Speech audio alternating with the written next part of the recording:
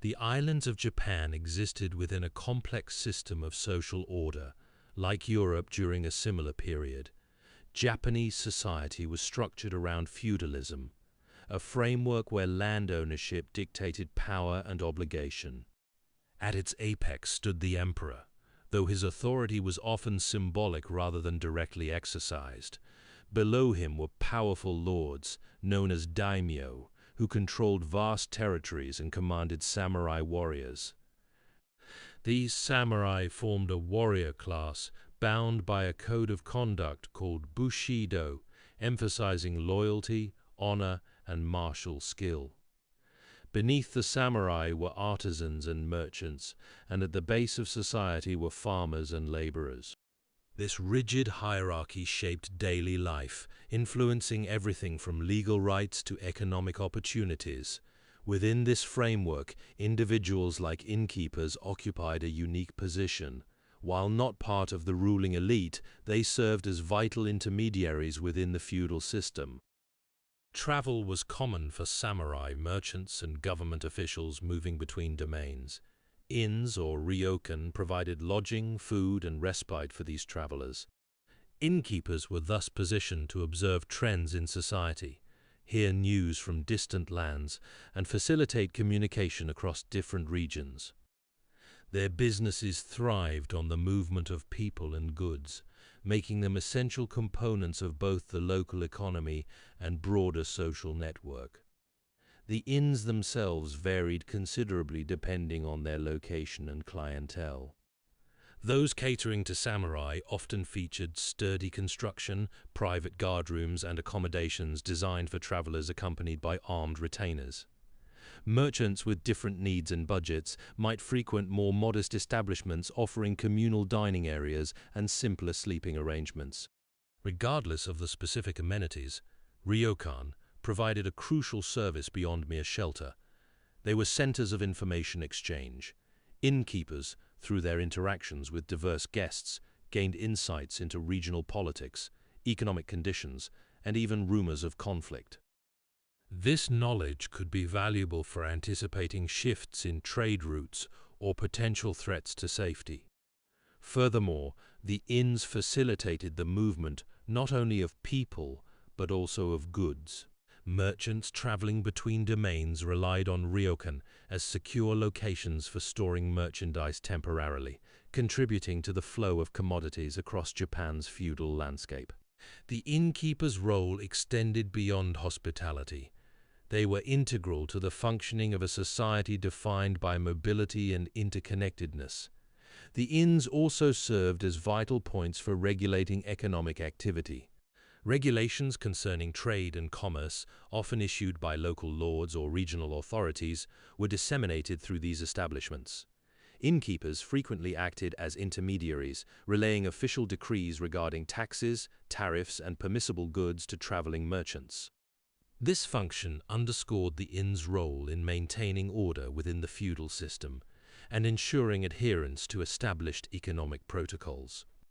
Furthermore, the inns provided a space for diverse social groups to interact, albeit often with unspoken hierarchies dictating patterns of behavior and access to resources. While samurai might occupy designated areas reflecting their elevated status, merchants and common travelers were typically accommodated in more modest quarters. The inns facilitated more than just respite. They existed within a rigidly defined social hierarchy that shaped nearly every aspect of life in feudal Japan. This system, solidified during the Tokugawa shogunate from 1603 to 1868, divided society into distinct classes with prescribed roles and responsibilities. While the emperor held nominal authority, real power resided with the shogun, daimyo, feudal lords, and their samurai retainers. The majority of the population comprised commoners, further subdivided into peasants, craftsmen, and merchants. Below these groups existed marginalized communities considered untouchable. Early conceptions envisioned a hierarchy known as shi no kosho, supposedly ranking samurai, peasants, artisans, and merchants. However, later studies revealed that this framework was an oversimplification. While categorized differently, peasants, craftsmen, and merchants held roughly equal standing within the commoner class. The Tokugawa shogunate sought to eliminate social mobility, motivated by concerns about potential rivals, mirroring the rise of Toyotomi Hideyoshi, a man born into peasantry who ascended to become a powerful political figure. This desire for stability led to the formalization of distinct classes and strict regulations governing their interactions. At the apex stood the emperor, a symbolic ruler with limited influence, followed by court nobility known as kuge. The shogun, holding the highest military rank, wielded de facto power alongside daimyo, who administered vast domains.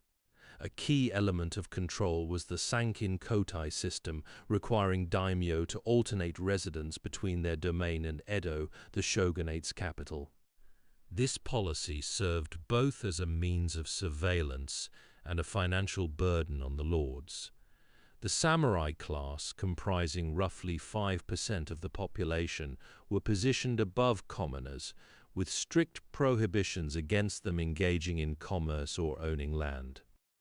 Their status was reinforced by societal expectations that they embody moral superiority, even to the point where they held the right to strike those of lower rank. The Tokugawa class system further stratified society through distinctions within each category.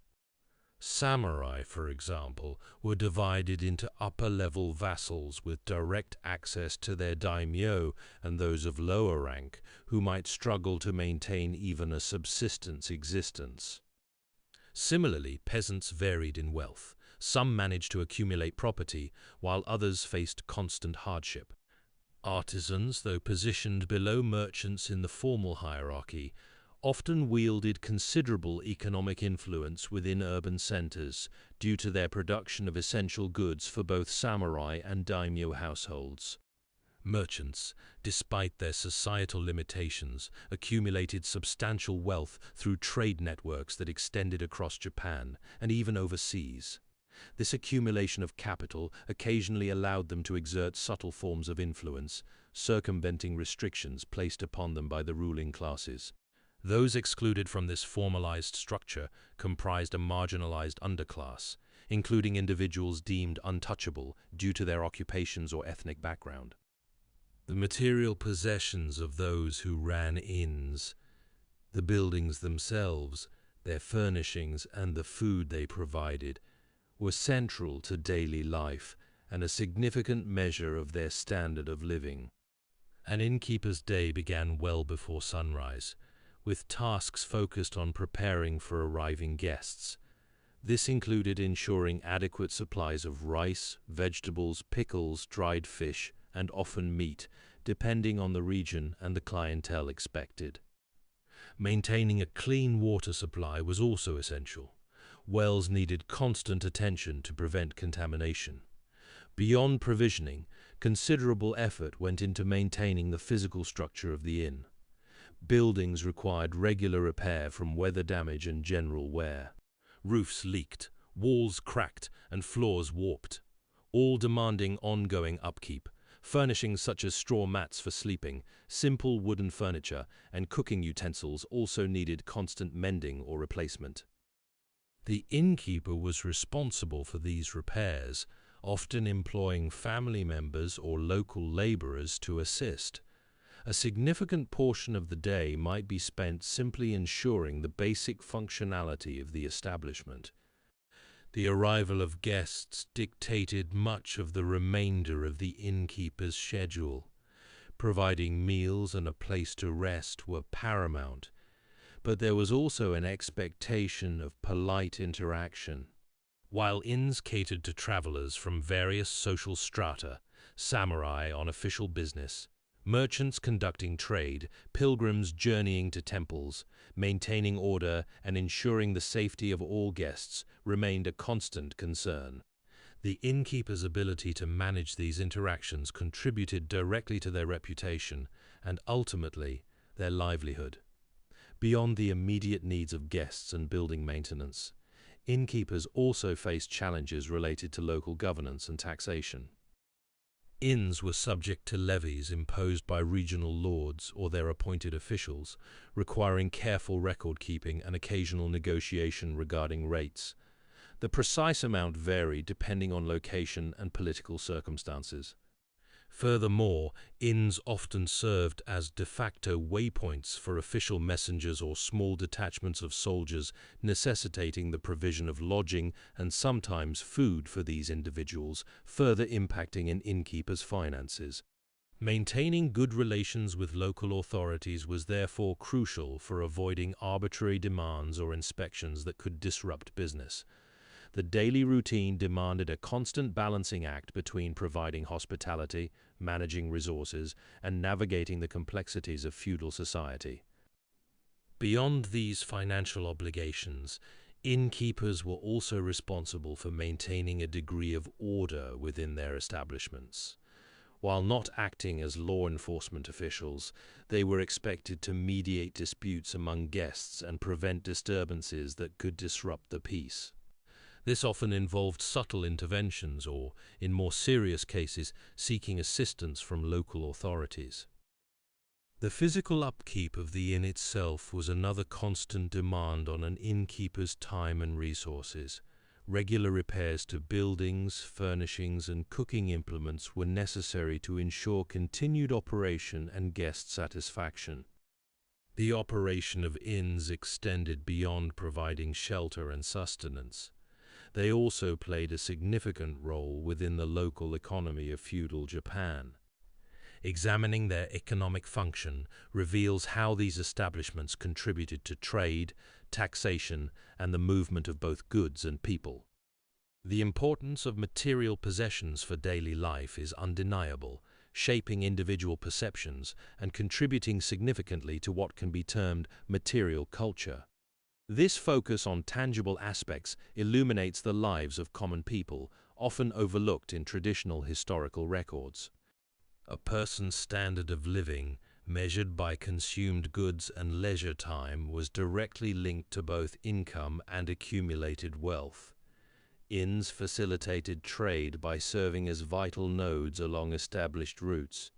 Merchants traveling between cities and regions relied on inns for lodging, food, and the secure storage of their wares.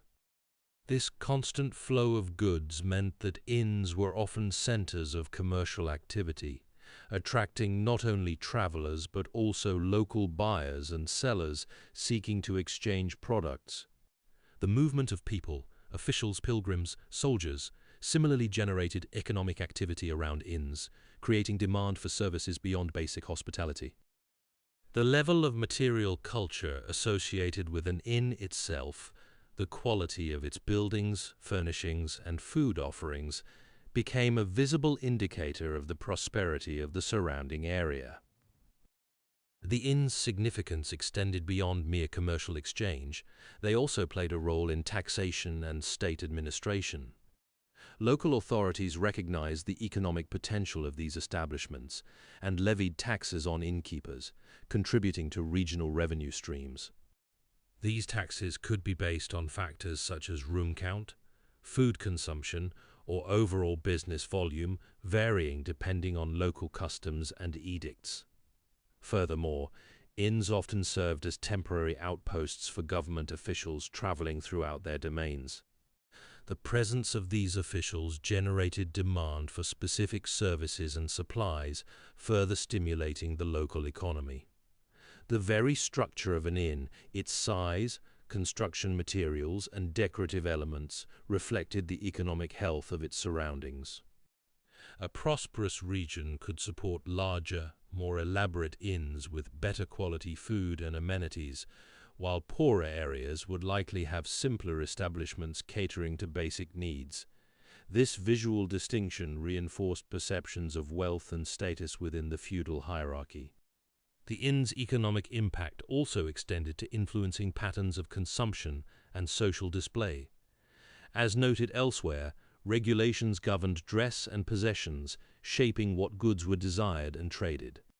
Inns provided a venue where these standards could be observed and emulated, further driving demand for specific commodities among travelers and local populations alike. The presence of inns fostered the development of specialized trades catering to their needs, craftsmen producing bedding, cooks preparing meals, brewers supplying sake, creating localized economic niches. The inns served as more than just places to rest. They were vital points of contact between travelers and the wider world, shaping interactions across social strata. Those who sought lodging ranged from samurai on official business to merchants transporting goods, pilgrims journeying to sacred sites, and even itinerant performers or laborers seeking temporary work. The innkeeper's role was not merely to provide shelter and food, but also to manage a complex web of expectations regarding hospitality and the diverse needs of these guests. Samurai, regardless of their lord's standing, were afforded the highest level of respect. They expected immediate service, the best available accommodations, and deference from both the innkeeper and other patrons. Merchants, while lower in social rank, often traveled with valuable goods and demanded security for those items. Pilgrims, frequently traveling on foot and possessing few possessions, sought basic sustenance and a place to rest their weary bodies. The innkeeper had to assess each guest's status and needs, adjusting service accordingly. This required careful observation of dress, bearing, and the presence of attendants or armed guards, all indicators of social standing and potential risk. Maintaining order within the inn was paramount. Disputes between guests were rare but could arise from misunderstandings over payment, accusations of theft, or simply clashes in temperament. The innkeeper often acted as a mediator, attempting to resolve conflicts before they escalated into violence.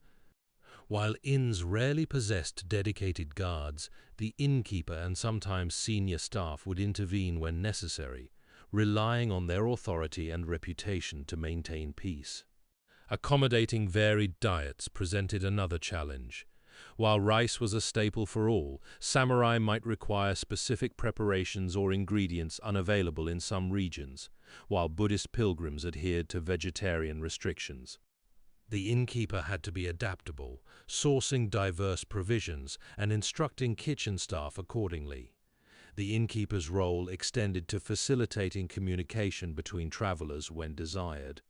While inns were not centers of formal discourse, guests often sought introductions or information from one another. A merchant might wish to connect with a fellow trader traveling along the same route, while a samurai could inquire about local conditions or potential allies. The innkeeper, possessing knowledge of guest backgrounds and itineraries gleaned through observation and registration, sometimes acted as an intermediary, cautiously introducing individuals who appeared to share common interests or purposes. However, such introductions were undertaken with discretion. The innkeeper understood that some travelers preferred solitude or harbored secrets best left undisturbed.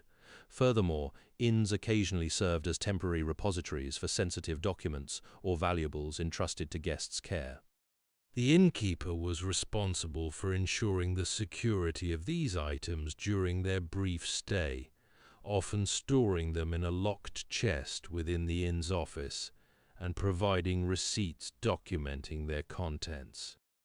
This responsibility placed an additional burden on the innkeeper, requiring vigilance against theft and potential disputes over lost or damaged property. The structure of medieval Japanese society dictated many aspects of daily life, establishing clear hierarchies and expectations for individuals based on their economic function. While samurai and landowning aristocrats occupied the upper echelons, farmers, artisans, and merchants formed the bulk of the population. Those engaged in trades considered undesirable, butchers, tanners, actors, found themselves relegated to a marginalized status. Within this framework, women's roles were defined by societal norms that often limited their advantages compared to men. However, these norms weren't static. They fluctuated across time and region, influenced by familial status, and local customs. A common strategy for families was to arrange marriages between daughters and individuals from higher status lineages, a practice intended to elevate the family's position. Despite these constraints, women did find avenues for influence and agency, sometimes even managing inns. The innkeeping profession itself occupied an ambiguous social space. While merchants were generally considered socially inferior to farmers, the innkeeper's role as a provider of essential services could afford them a degree of respect. Wives of samurai, in particular, held significant responsibilities, expected to defend their homes during campaigns. They sometimes received training in martial skills and carried knives as symbols of this duty. This preparedness suggests that some women possessed practical knowledge and authority within the household, qualities which may have extended to managing innkeeping businesses alongside their husbands, or even independently. The family unit itself, the i.e., was central. While inheritance typically favored eldest sons, instances arose where daughters assumed leadership roles when male heirs were absent, demonstrating a flexibility in traditional structures. The family's i.e. structure also influenced how innkeeping businesses were managed. While male heads typically oversaw finances and larger decisions, women frequently handled daily operations like food preparation, cleaning, and guest interaction. Evidence suggests that in some instances, particularly when a male heir was absent or young, the senior female member of the i.e., often the wife or mother, assumed greater responsibility for the inn's management. These women would direct staff, negotiate with suppliers, and ensure the smooth running of the establishment, duties which required considerable organizational skill and social acumen. The importance of maintaining a good reputation was paramount. Inns relied on word-of-mouth referrals and the patronage of traveling merchants and officials. Therefore, ensuring guest comfort and safety fell largely to those who interacted most directly with them, often women. Furthermore, the preparation of meals played a vital role in an inn's success. The quality and variety of food served reflected upon the entire establishment, and skilled cooks, frequently women, were highly valued for their ability to cater to diverse tastes and dietary needs. The innkeeper's role extended beyond simply providing shelter and sustenance. It encompassed a responsibility shaped by deeply ingrained cultural values. Confucian ideals, emphasizing social harmony and hierarchical order, profoundly influenced interactions within the inn. Guests were expected to show deference to those in positions of authority, the inn's proprietor or senior staff, while innkeepers were obligated to treat all patrons with respect, regardless of their status. This fostered a sense of propriety and minimized potential conflict, crucial for maintaining a peaceful environment where travelers could rest and conduct business.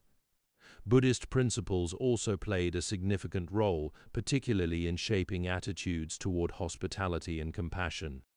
The emphasis on minimizing harm and extending kindness to all beings encouraged innkeepers to provide aid to those in need, whether it was offering food to the hungry or shelter to the weary.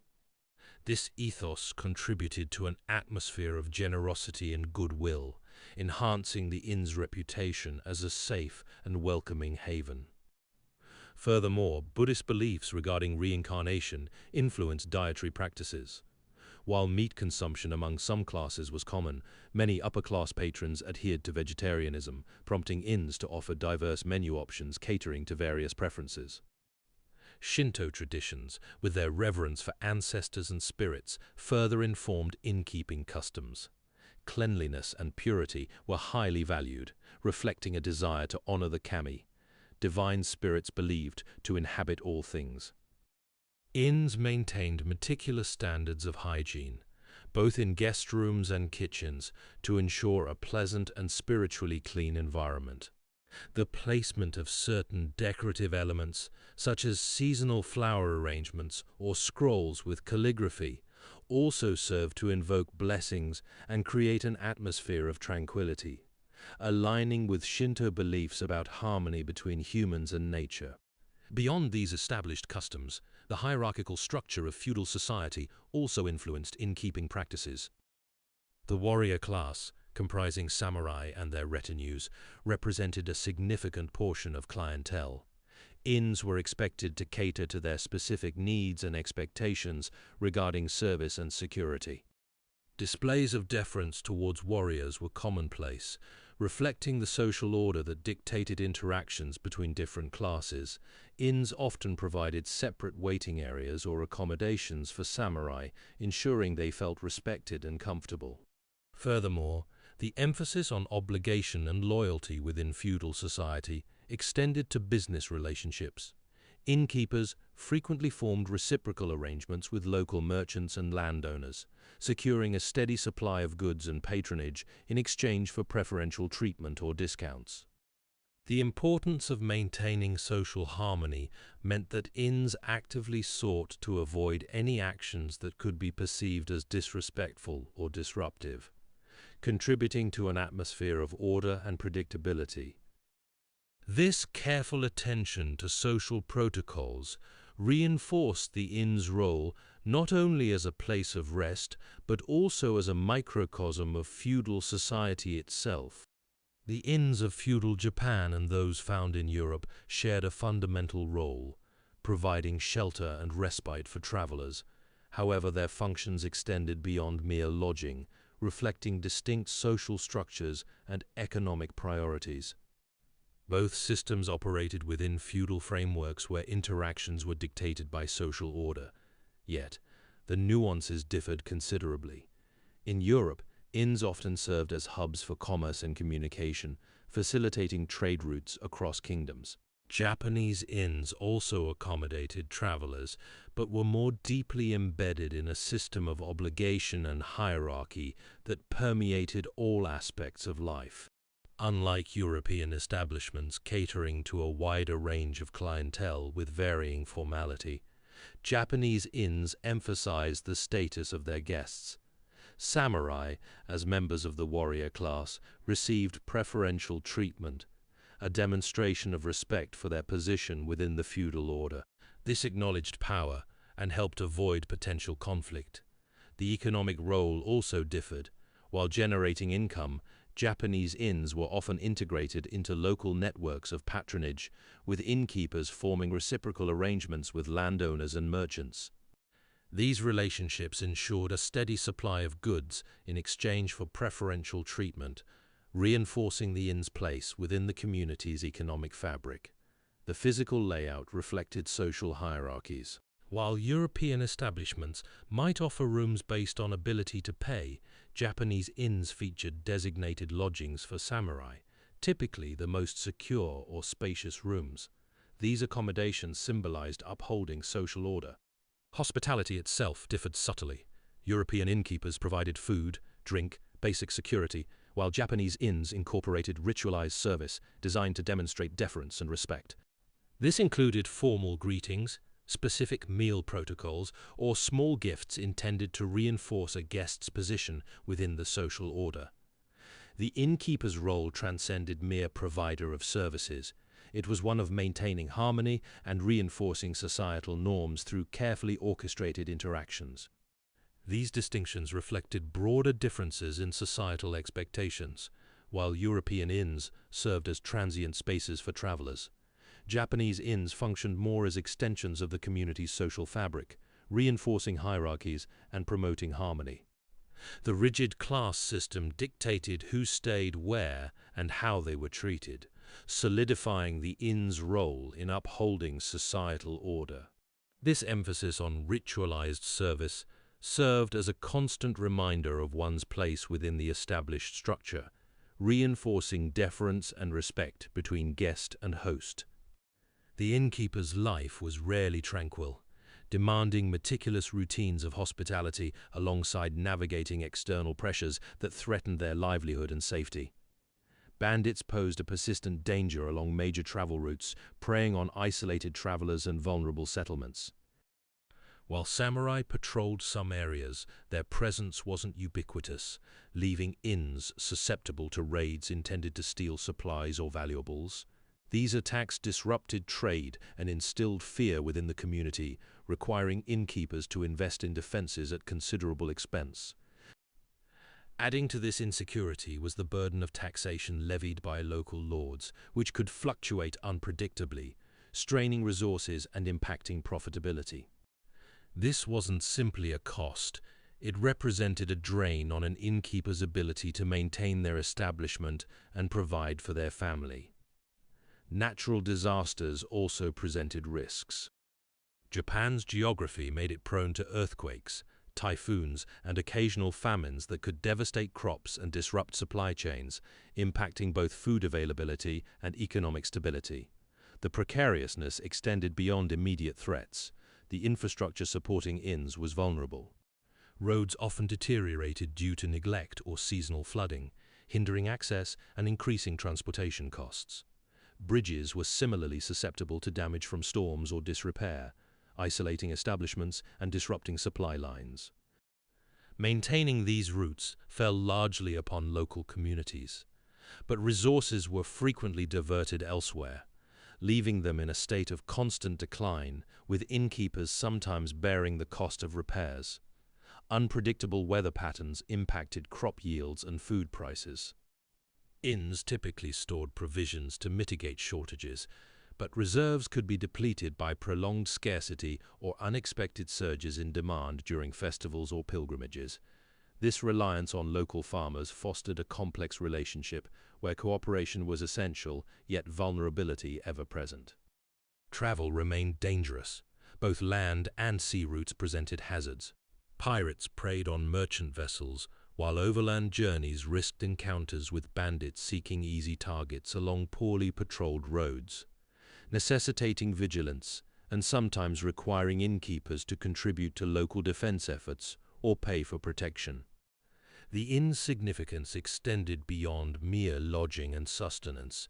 It functioned as a vital hub for communication across Japan. Travelers, whether samurai on official duty, merchants transporting goods, or pilgrims seeking spiritual solace, converged within its walls, bringing with them news from distant provinces. This constant influx of people created an informal network where information flowed freely. The innkeeper, by virtue of their position, became an unwitting recipient and distributor of this intelligence. Formal announcements were rare, but casual conversations overheard between guests often carried weight. Rumors of bandit activity along a route, shifts in local crop prices, or political tensions could quickly spread from one inn to the next via these transient exchanges. A merchant returning from Kyoto might share details about new trade regulations. A samurai dispatched on patrol could recount encounters with troublesome lords. The innkeeper would then relay this information to other travelers or even local communities, acting as an unofficial messenger service. This made inns crucial for understanding the broader landscape of feudal Japan. Inns also facilitated discreet inquiries. A merchant might subtly probe about the availability of goods in a neighboring town, while a samurai could inquire about potential threats along an upcoming route. These questions provided insights into the economic and political climate. Innkeepers responded carefully to avoid offense or involvement, crucial for travelers making informed decisions. Inns frequently served as meeting places for individuals who wished to communicate without attracting attention. Clandestine exchanges between merchants from rival factions or brief encounters between representatives of warring clans could occur within the inn's common room. These interactions influenced trade agreements and even political alliances. The structure of inns facilitated this discreet interaction. Private rooms offered seclusion, while communal areas allowed for casual observation.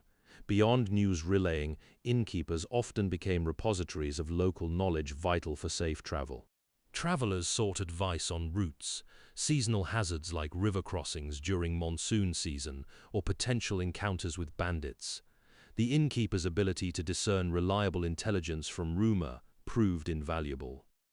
Furthermore, the presence of itinerant performers, storytellers, musicians, and puppeteers enriched the inn's role as a social hub. These entertainers often incorporated current events into their performances, providing another avenue for information dissemination and shaping public opinion within the region. Their audiences created a dynamic exchange of perspectives rarely found elsewhere. The innkeeper's role extended beyond providing shelter and sustenance.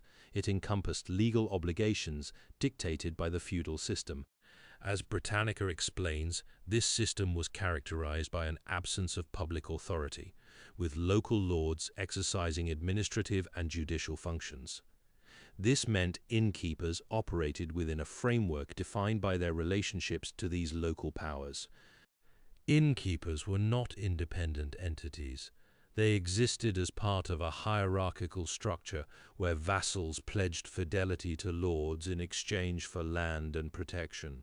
An innkeeper's position was often tied to land tenure or direct service to a lord, meaning they were subject to the lord's jurisdiction and accountable for their actions within that territory. A key responsibility involved reporting obligations. Innkeepers served as informal intelligence gatherers for local lords, obligated to relay information gleaned from travelers.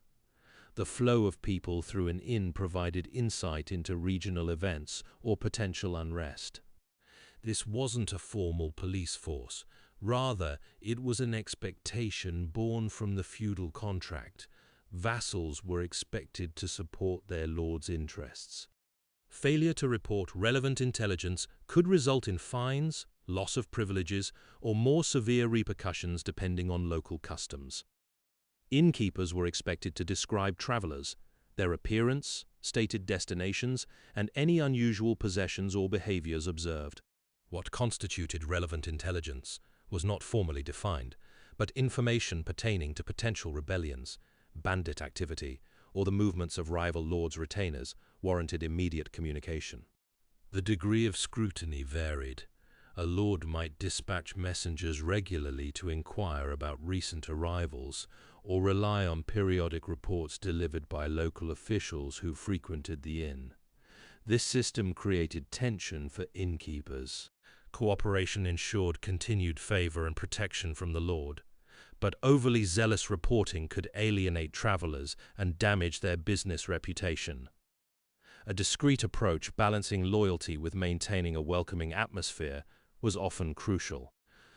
Lords sometimes employed agents disguised as common travelers to assess the reliability of innkeepers, making an innkeeper's willingness to share information, or lack thereof, a measure of their trustworthiness. Innkeepers were expected to maintain logs noting arrivals and departures, primarily for the lord's benefit, but also serving as a rudimentary form of accountability in case of disputes. These records included brief descriptions of travelers and their possessions, though detail varied depending on local custom and the innkeeper's diligence. The absence of standardized forms meant entries reflected individual practices rather than official mandates. Lords generally refrained from direct intervention in day-to-day operations, but retained the right to conduct inspections at any time. The presence of samurai significantly shaped the experience of innkeeping in feudal Japan. These warriors, often accompanied by retainers and baggage trains, demanded provisions that altered operational routines and influenced an inn's reputation. Samurai traveled frequently, creating a consistent demand for lodging across the countryside. While inns catered to all classes of travelers, samurai held authority. Their patronage was desirable, but also carried risks. An innkeeper's willingness to accommodate a samurai group dictated much about an establishment's success. Samurai expected swift and deferential service, often requiring larger rooms or dedicated spaces for weaponry storage. The size of a samurai's retinue varied considerably, demanding substantial food supplies and bedding that strained the inn's resources. Maintaining order was paramount. Disputes among retainers could quickly escalate into violence, placing the innkeeper and staff at risk. An inn known for failing to provide adequate space or succumbing to unrest would lose favor with local lords. Conversely, an inn demonstrating competence in handling large groups of samurai gained prestige within the region. The logistical demands extended beyond provisions. Samurai often inspected water supplies and food storage areas, a process that could be disruptive. Inns along major routes or near strategically important locations experienced heightened demand and scrutiny from these warrior groups. While inns benefited financially from samurai patronage, this relationship was complex. Disputes over payment were common, with retainers sometimes attempting to evade costs or arguing about service quality. Innkeepers had to balance deference with firmness, understanding that antagonizing a powerful samurai could have severe repercussions. The presence of weaponry presented unique challenges.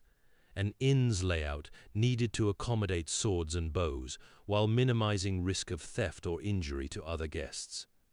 Some inns began designating specific rooms as armories, further complicating space management. An inn's reputation became linked to its ability to handle samurai parties with grace and efficiency. Tales of poorly managed groups spread quickly through warrior networks. The practice of ohaguro, tooth blackening, influenced innkeeping indirectly. Inns catering to samurai patrons needed to provide facilities for this cosmetic procedure, often including specialized dyes and tools. Furthermore, the elaborate clothing worn by both men and women necessitated accommodations within the inn's design. Hooks and screens were incorporated to facilitate changing silk garments, a detail that distinguished higher-end establishments. The increasing availability of foodstuffs due to agricultural advancements allowed for greater variety in menus beyond simple rice and pickled vegetables, though such delicacies remained largely reserved for wealthier clientele. The physical layout of an inn often reflected broader societal beliefs about order and spirituality. While primarily a place for travelers to rest, many inns incorporated spaces dedicated to religious practices, demonstrating the interwoven nature of daily life and faith in feudal Japan. Shrines, small and simple compared to grand temple complexes, were frequently established within the inn's grounds or integrated into the main building itself. These shrines typically honored local deities or enshrined figures important to travelers, such as Kannon, the bodhisattva of compassion. The presence of these shrines served a practical function for guests seeking solace or blessings during their journeys. Travelers might offer prayers or small gifts at these shrines before meals or upon arrival, hoping for safe passage and good fortune. Inns situated along established pilgrimage routes, paths like the one encompassing 88 temples, became vital stopping points for pilgrims undertaking lengthy spiritual quests. These inns provided lodging and a sense of community among those sharing devotion. Innkeepers maintained these shrines, ensuring their cleanliness and providing offerings as part of their duties. This integration reinforced the inn's reputation as a place of refuge and fostered goodwill amongst travelers. Innkeepers often encouraged participation in small ceremonies or rituals, fostering a shared experience and community among individuals from diverse backgrounds. These gatherings could involve chanting Buddhist scriptures or offering prayers for safe journeys, creating an atmosphere of mutual respect. The presence of religious elements also subtly reinforced the inn's reputation as a place of safety and trustworthiness. Inns frequently displayed images of protective deities, such as Fudo Miyu, believed to ward off evil spirits and ensure safe passage. These visual reminders served as objects of reverence and psychological comforts for those facing travel uncertainties. Honoring ancestors extended to the inns themselves, with some establishments maintaining small shrines dedicated to past innkeepers or family members who had contributed significantly to their success. These shrines reinforced a sense of continuity and tradition amongst staff and travelers. Certain inns became known as stopping points along pilgrimage routes, attracting weary travelers and devout pilgrims seeking spiritual solace. Inns near significant temples often benefited from increased patronage, providing special accommodations and services tailored to pilgrims, such as early morning meals or designated spaces for prayer and meditation. The association with these routes further enhanced an inn's reputation for safety and reliability. The structures that housed inns during feudal Japan reflected both practical considerations and deeply ingrained cultural aesthetics. Buildings were designed to be durable, adaptable, and visually indicative of status. The Yoshino family farmhouse exemplifies a common style known as minka, which served as a foundational architectural type across the social spectrum. These farmhouses, and by extension many inns, featured sturdy wooden beams supporting the structure, influencing its overall design. Steep, thick roofs provided protection from the elements. Thatched roofing was favored for its resilience and affordability compared to tile. The interior layout of these structures often included tatami flooring, a hallmark of Japanese domestic architecture. A raised area containing a hearth for cooking demonstrated a desire to protect the delicate tatami mats, signifying respect for the building itself while facilitating daily activities. Verandas served as transitional spaces, providing areas where travelers could remove their shoes before entering, a practice emphasizing cleanliness and order within the inn. A different architectural style emerged in urban environments with the development of misigura, combined storehouse and residence structures. These buildings, like the former Shiyama family residence, blended commercial activity with living space, a departure from more traditional separations. Constructed primarily of wood and tile, misigura were typically 2 or 3 stories tall, designed to be fire-resistant, a crucial feature for protecting valuable goods. Intricate roof designs and small windows further distinguished these structures from simpler farmhouses, reflecting the merchant's investment and status within the community. The prevalence of tatami flooring also influenced spatial organization within inns, dictating room dimensions and furniture placement to accommodate these standardized mats. Ito notes that rooms were often measured in terms of the number of tatami they contained, providing a consistent unit for describing size and layout across different establishments. This standardization facilitated both construction and customer expectations regarding space. The hearth's positioning, while practical, also held cultural significance. Its location within a room was frequently determined by principles of feng shui, aiming to harmonize the building with natural forces. Furthermore, the use of shoji screens, translucent paper panels set in wooden frames, allowed for flexible partitioning of interior spaces, adapting rooms to accommodate varying numbers of guests or functions. These screens diffused light and created a sense of openness while maintaining privacy. The construction of inns frequently incorporated elements designed to mitigate fire risk, particularly in densely populated urban areas. While tile roofing was more common on misigura, even thatched roofs were treated with fire retardants, a mixture of alum and water to reduce their flammability. This practice demonstrated a pragmatic response to the ever-present threat of conflagration within wooden structures. The physical structures of inns, the misigura, were deeply intertwined with broader cultural values, particularly those surrounding hospitality.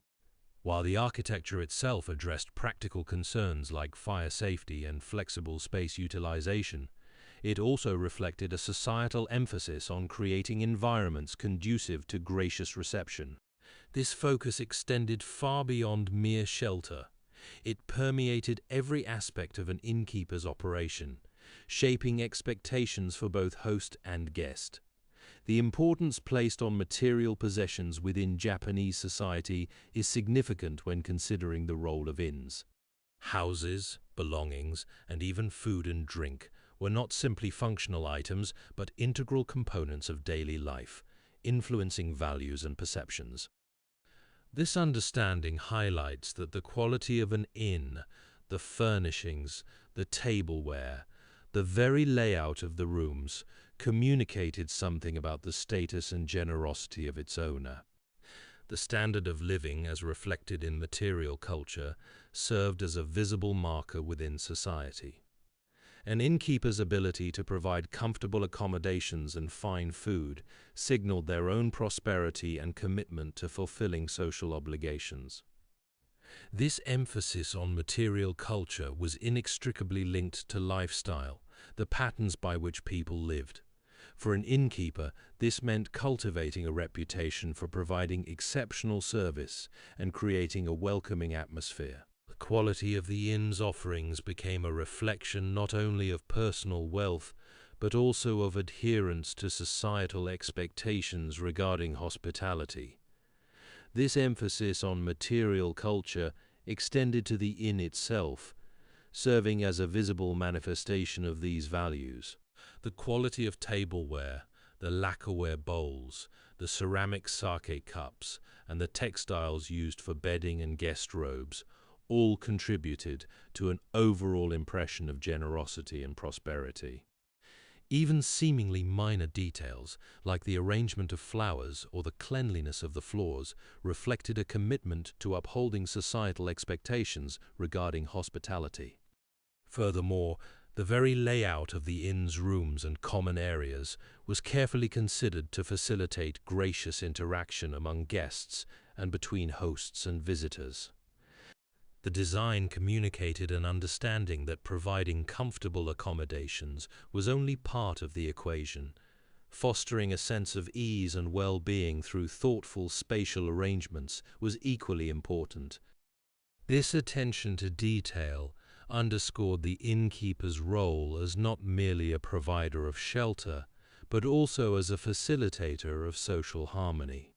This commitment to hospitality extended beyond mere comfort. It was a reflection of social standing and adherence to established norms. The act of receiving guests, providing for their needs, and ensuring their contentment served as a visible demonstration of an innkeeper's place within the community. Maintaining this reputation required diligence and attention to detail, reinforcing the expectation that inns would function not only as places of rest, but also as spaces where social bonds were strengthened and respect was demonstrated. The inns that had once thrived as vital nodes within Japan's feudal network began to experience a gradual decline during the Edo and Meiji periods, linked to broader changes in Japanese society, particularly urbanization and evolving travel patterns. Previously, inns served not only as places of rest, but also as points for disseminating information and facilitating social interaction across often isolated regions. The samurai class's travels sustained the innkeeping industry. However, the relative peace of the Edo period and increasing population density in urban centers began to reshape these patterns. The rise of cities like Osaka and Kyoto drew populations away from rural areas, diminishing demand for inns along traditional routes. While markets developed in towns providing foodstuffs and goods, this also reduced travelers' reliance on inns for basic necessities. More efficient transportation methods contributed to the decline, though land travel remained challenging due to Japan's terrain and limited infrastructure. Pilgrims still followed established routes, but these journeys were often undertaken by those with resources or time, rather than representing a broad segment of travelers reliant on inns for sustenance and shelter. The traditional role of the innkeeper as a facilitator of social harmony became less critical within increasingly urbanized landscapes. The increasing prevalence of affordable cotton clothing impacted patronage. Travelers could now carry lighter loads, reducing their reliance on inns for laundry services and supplies. Maritime travel continued to facilitate trade, but remained subject to seasonal weather patterns and risks. While construction improved ship safety somewhat, long voyages still presented challenges. Furthermore, The development of local markets meant that goods previously obtained at inns, foodstuffs, repairs, even basic medicines, became readily available in towns along travel routes. The annual Obon festival, observed annually for ancestor veneration, drew people away from longer journeys, encouraging localized celebrations rather than widespread pilgrimage reliant on inns. The ability to carry lighter loads and utilize coastal routes reduced the necessity for frequent stops at established inn locations. Markets increasingly offered goods previously obtained at inns, diminishing their economic importance along travel routes. The decline of inns as essential infrastructure did not erase their influence entirely. While travelers increasingly relied on coastal routes and local markets, certain values and practices embedded within the innkeeping tradition persisted, subtly shaping later developments in Japanese hospitality.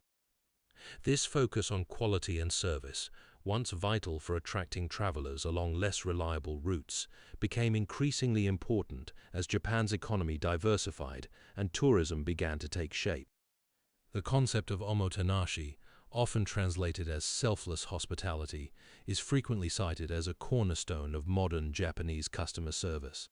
While its origins are complex and predate the feudal era, the rigorous standards expected of innkeepers, anticipating guest needs before they were voiced, providing comfort and security in unfamiliar surroundings, contributed to its evolution.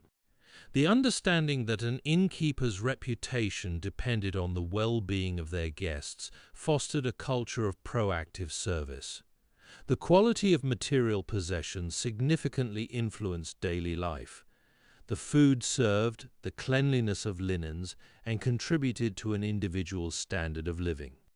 This extended beyond mere comfort. It was interwoven with social standing and obligation. The design of clothing, even the arrangement of a room, communicated information about an innkeeper's status and ability to provide for their guests. This understanding persisted as Japan modernized, influencing expectations within service industries. While overt displays of wealth became less common, the underlying principle that attentive service reflected well on both the provider and the community remained. The values associated with Bushido, a code emphasizing honor, loyalty, and self-discipline among samurai, also subtly shaped hospitality practices. Although innkeepers were not typically warriors, diligence, respect for superiors, and unwavering commitment to one's duty found parallels in their roles. A dedicated innkeeper, striving to uphold a reputation of excellence, mirrored the samurai's pursuit of martial perfection. This expectation that individuals should fulfill their societal role with integrity and skill continues to resonate within Japanese work ethic and customer service models. Comparisons have been drawn between chivalry, prevalent in medieval Europe, and Bushido, emphasizing honor, loyalty, and duty, principles that resonated with the responsibilities borne by innkeepers striving for excellence. The structured hierarchies of feudal society also informed interactions. Deference towards superiors was expected, mirroring broader social order. The material possessions of individuals offer a window into their lives and broader societal structures. In feudal Japan, this was particularly true for inns, or ryokan. Examining these establishments reveals much about the era's standard of living and lifestyle, concepts intertwined with income, wealth, and leisure. Inns were not merely places to rest. They reflected economic prosperity and social values.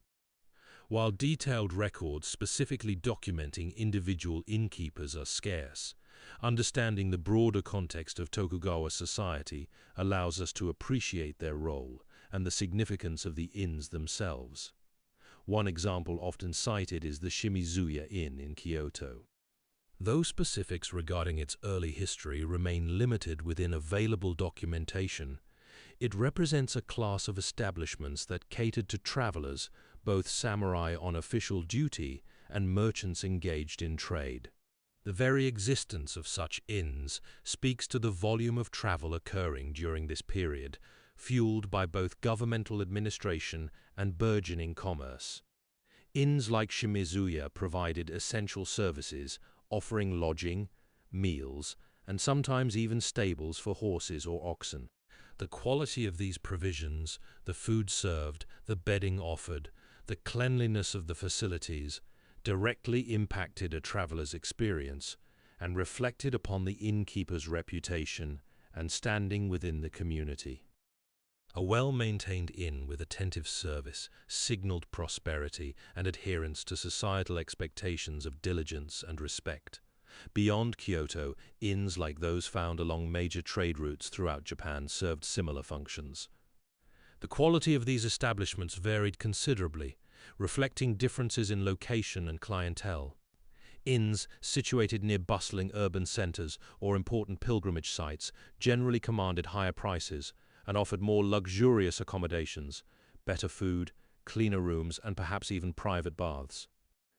Conversely, inns located in remote areas catered to a less affluent traveler base and provided more basic services. The very existence of these varied establishments underscores the diverse economic landscape of feudal Japan. While some travelers sought comfort and refinement, others prioritized affordability and functionality. Furthermore, the material culture surrounding these inns, the construction materials used, the furnishings within the rooms, even the types of utensils employed in serving meals, provided tangible evidence of regional differences in wealth and craftsmanship. The study of such details allows historians to piece together a more nuanced understanding of daily life during this period, illuminating aspects of society often obscured by official records. The material culture of these inns extended to the very construction techniques employed. Regional variations in timber framing and roofing styles are readily apparent when examining surviving examples, providing historians with insights into local building traditions and resource availability. Furthermore, the types of artwork displayed, whether simple woodblock prints or more elaborate painted screens, reflected both the innkeeper's personal taste and the prevailing aesthetic preferences of the area's clientele. The inns of medieval Japan were more than just places to rest. They served as vital hubs during festivals and communal gatherings. These events, deeply woven into Japanese life, relied on inns for lodging, food service, and often as venues themselves. While specific details regarding festival participation are scarce, these periods of celebration drew people from considerable distances, creating a surge in demand for inn services. The increased patronage undoubtedly provided inns with significant revenue, allowing them to invest in improvements or expand their operations. The Obon Festival, observed each July and August, exemplifies this relationship. Families traveled to ancestral homes during this period, honoring ancestors, necessitating overnight stays. Inns along these routes would have been bustling during Obon season, providing shelter for pilgrims and travelers alike. Similarly, pilgrimages to temples and shrines benefited inns situated near religious sites. Markets also developed in Japan from the 14th century CE, so that most towns had a weekly or thrice-monthly one, when merchants traveled around their particular regions and farmers sold their surplus goods, requiring inns to provide lodging for these traveling vendors. These gatherings represented opportunities for social interaction and exchange of news and traditions, solidifying the inn's role as a communal space. Inns catered to diverse needs beyond simple lodging. Merchants sought secure storage for goods, often requesting space within the inn's compound or stables. Festivals frequently included street performers and entertainers who also required accommodation, contributing to the festive atmosphere. The presence of itinerant artisans, potters, weavers, carpenters during market days meant inns could offer repairs to travelers' belongings or provide a space for demonstrations of their crafts. Increased population density associated with festivals heightened demand not only for food, but also for drink. Innkeepers would often brew larger quantities of sake or other beverages to meet this surge in consumption. Inns sometimes facilitated ceremonial needs, linked to the festival's purpose, such as preparing offerings of rice wine and seasonal fruits for shrine rituals. When processions formed part of a celebration, inns frequently served as staging areas where participants could gather, prepare costumes, and organize their movements before joining festivities. The inn's proximity made it an integral logistical hub for organizers and attendees alike. The structure of Japanese society during this period heavily influenced the expectations placed upon innkeepers. While inns served a diverse clientele, from traveling merchants to samurai retainers, their operation was interwoven with broader ethical frameworks that emphasized hierarchy and duty. These principles stemmed largely from Confucian ideals, which prioritized social order and moral conduct. Confucianism stressed the importance of fulfilling one's role within the established societal structure. Innkeepers, positioned as providers of essential services along travel routes, occupied a specific place in this system. Their behavior was expected to reflect positively on both themselves and the communities they served. This meant maintaining decorum and demonstrating respect for guests regardless of their social standing. A samurai warrior, even if traveling alone, held significant status. An innkeeper's deference would be paramount. Conversely, treating a humble farmer with equal courtesy reinforced the ideal of universal human dignity within the feudal order. The concept of oya koko, filial duty to one's parents and grandparents, extended beyond familial relationships to encompass a broader sense of responsibility towards the community. An innkeeper's reputation was intrinsically linked to their family's honor. Any breach of etiquette or act of dishonesty could bring shame upon generations. This fostered a culture where honesty in transactions and fairness in dealings were not merely desirable traits, but essential for maintaining social standing. The principles of obligation, obedience, and loyalty, central tenets within the feudal system, guided an innkeeper's actions, ensuring they upheld their responsibilities to both guests and local authorities. The emphasis on familial responsibility extended to expectations regarding an innkeeper's interactions with guests. A proprietor was not merely providing lodging and sustenance, they were upholding a standard of care reflective of their own household's values. This included anticipating needs, offering appropriate accommodations for travelers accompanied by servants or retainers, and ensuring the safety of all under their protection. While direct enforcement of laws fell to local authorities, often samurai, acting as magistrates, an innkeeper's failure to maintain order could result in social censure and damage to reputation. The daily life in medieval Japan text notes that wives of samurai were expected to defend the home in their husband's absence, a parallel highlighting the expectation of preparedness and responsibility placed upon innkeepers. Furthermore, the prevalence of markets throughout medieval Japan meant that inns often served as central hubs for trade and communication. An innkeeper's honesty in weighing goods or facilitating transactions contributed directly to regional economic stability. The text mentions standardized currencies. Weights and measures were promoted by authorities, a system innkeepers had a duty to uphold. Even the practice of gambling, while sometimes tolerated, was subject to regulation, and innkeepers risked penalties for allowing it to escalate into disruptive behavior. The material world held profound significance for people living in feudal Japan, shaping perceptions of quality of life and contributing to a broader understanding of culture. This extended to the construction and maintenance of inns, where choices about building materials reflected available resources and established practices. Inns were tangible expressions of a community's relationship with its environment.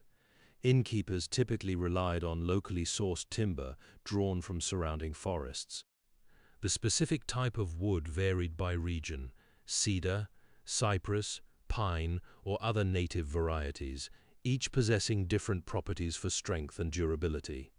Thatched roofs using reeds or straw harvested nearby were common, offering insulation against heat and cold.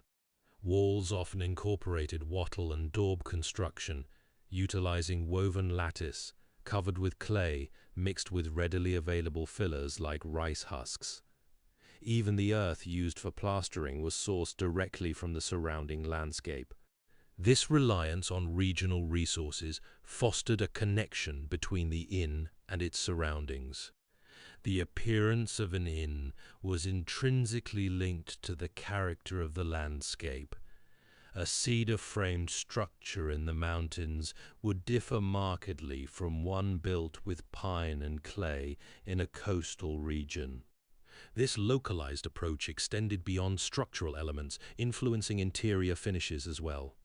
Floors were often constructed from split bamboo or unfinished wood planks, minimizing elaborate treatments and preserving natural textures.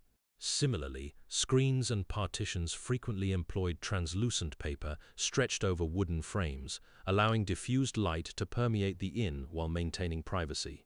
Furnishings prioritized simplicity and functionality, typically crafted by local artisans using readily available timber and textiles. The selection of these materials wasn't arbitrary. It reflected a pragmatic approach to resource management. Transporting heavy building components over long distances would have been costly and logistically challenging. Furthermore, the use of natural materials provided inherent insulation, helping regulate internal temperatures and reduce reliance on artificial heating or cooling methods, a practical consideration given seasonal extremes.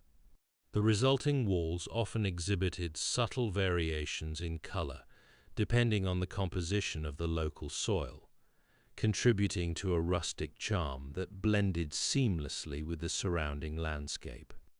The inn's role extended beyond simple lodging. It was a vital node within Japan's commercial network. Merchants, often traveling long distances to trade goods, required reliable places to rest and resupply.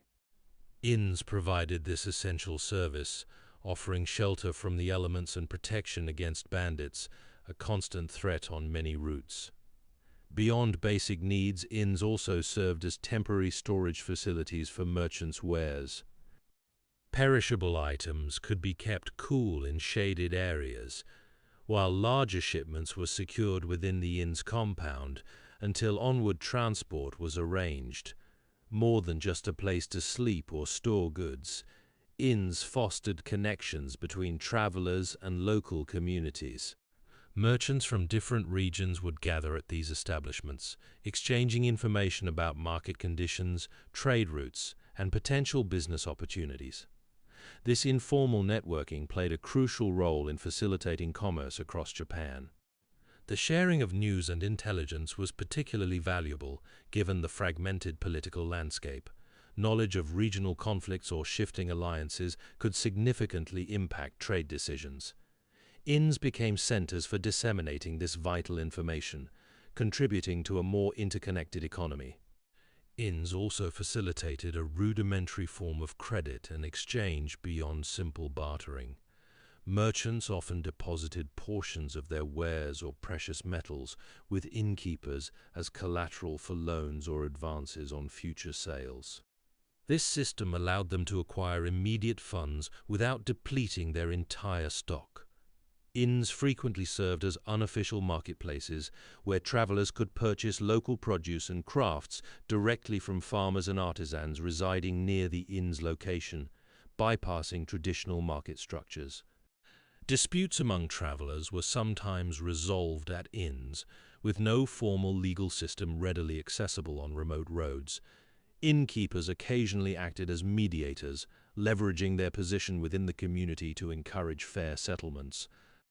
Inns provided a venue for rudimentary postal services as well. Travelers carried messages and small packages between distant regions, acting as a precursor to formal mail delivery systems. Innkeepers served as collection points for these missives, ensuring their safe passage onward. This informal network relied on the trustworthiness of both messengers and innkeepers. Furthermore, inns facilitated the dissemination of official decrees and announcements from local lords or regional authorities. Notices regarding tax collections, harvest regulations, or travel restrictions were often posted at inns, informing travelers, and by extension, the communities they passed through, about matters affecting their lives and livelihoods. This reliance on inns highlights their importance as vital nodes in the flow of information across feudal Japan. The transition to the Edo period brought significant shifts to innkeeping practices across Japan.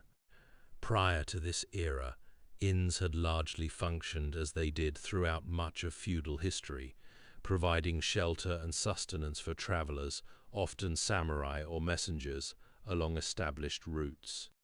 However, the Tokugawa shogunate's policies fundamentally altered both the landscape of travel and the composition of those who traveled it.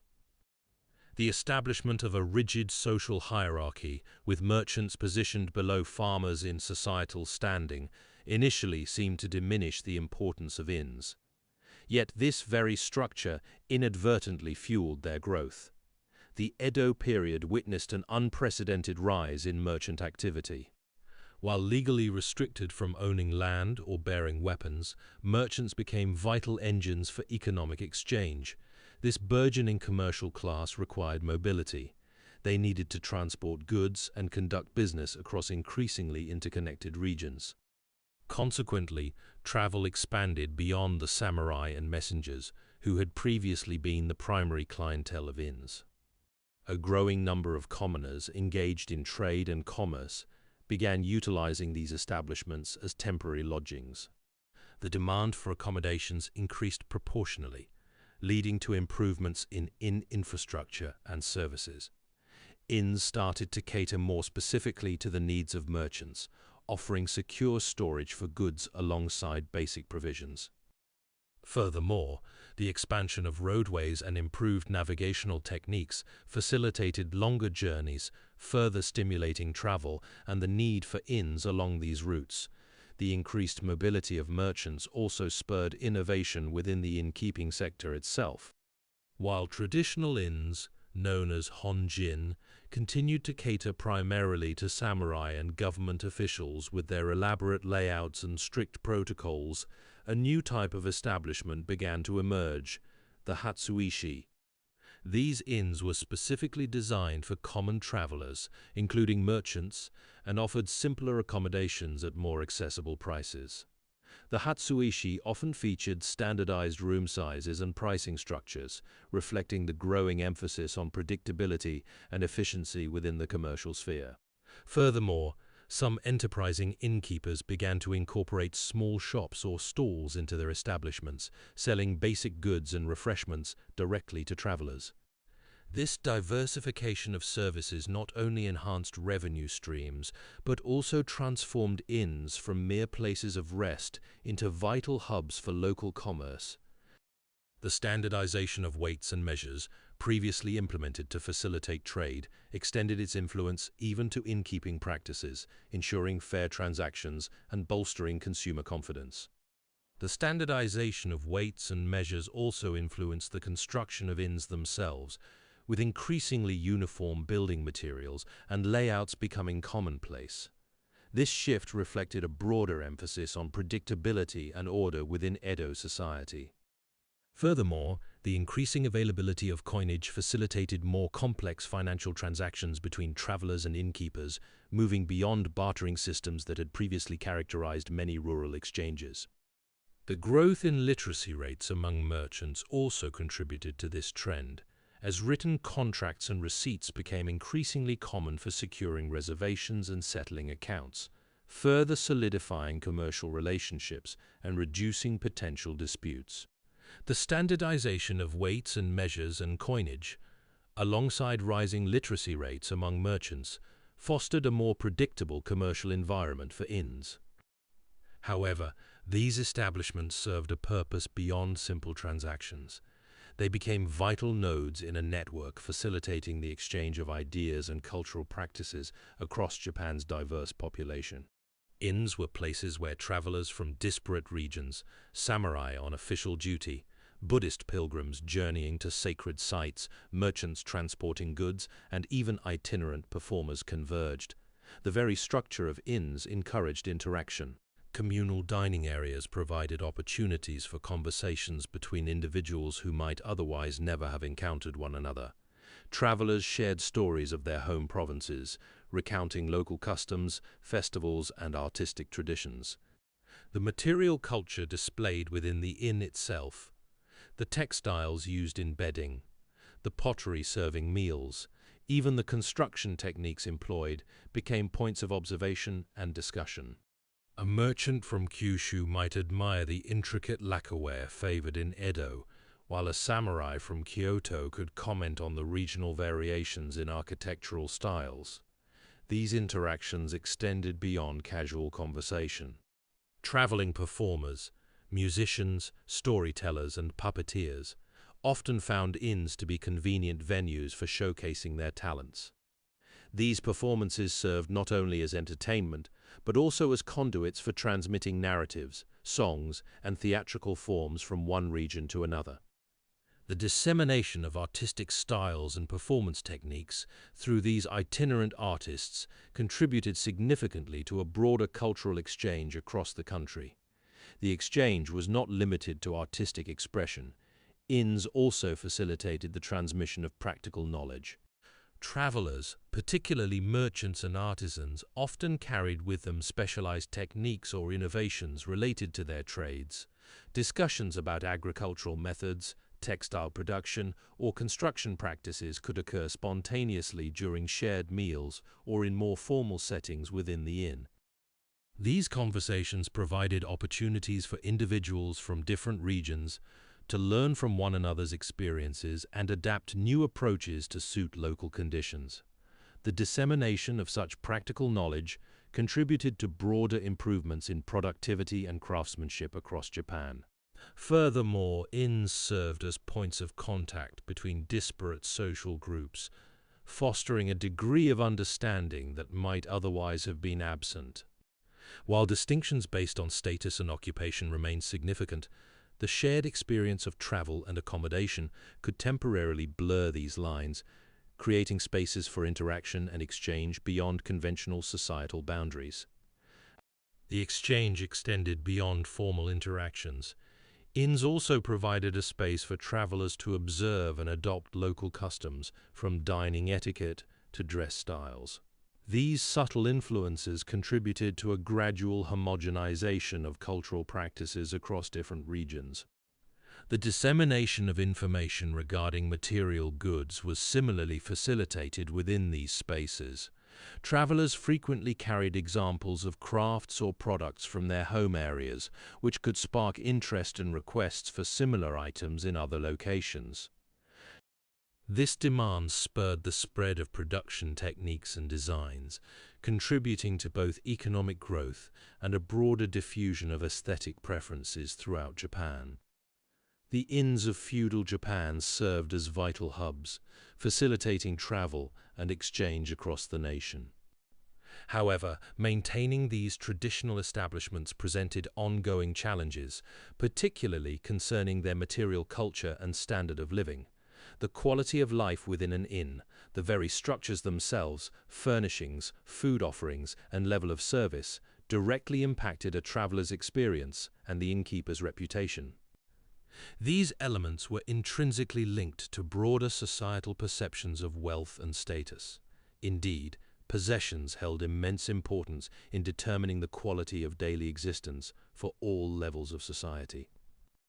The inn's ability to provide comfort and sustenance was intertwined with economic factors.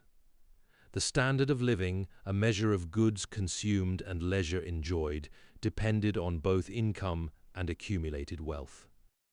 Innkeepers needed to balance preserving traditional practices, such as specific architectural styles or customary service rituals, with the practical realities of maintaining profitability in an evolving economy. This often meant adapting to changing consumer expectations while striving to uphold the inn's established identity. The pressures were further compounded by regulations governing material culture, which dictated acceptable displays of wealth and status, impacting what could be displayed within the inn itself. The interplay of income and accumulated wealth further complicated these balancing acts. While a steady income allowed for routine maintenance and provisioning, unexpected expenses such as structural repairs following storms or fluctuations in food prices could quickly deplete reserves. Innkeepers were therefore compelled to constantly assess both immediate needs and long-term financial stability. The very fabric of daily life was demonstrably tied to material possessions. The houses people inhabited, their belongings, and even what they consumed all contributed significantly to perceptions of quality of life. These elements formed a crucial aspect of an innkeeper's standing within the community and influenced traveler expectations. Regulations governing displays of wealth added another layer of complexity. Sumptuary laws dictated acceptable levels of ornamentation and luxury, restricting certain materials or designs that might be deemed ostentatious or inappropriate for the inn's perceived social status. These regulations frequently necessitated subtle adjustments to interior design and displayed goods, requiring innkeepers to demonstrate both adherence to established norms and a degree of ingenuity in conveying status without overt displays of wealth. The impact extended beyond mere aesthetics.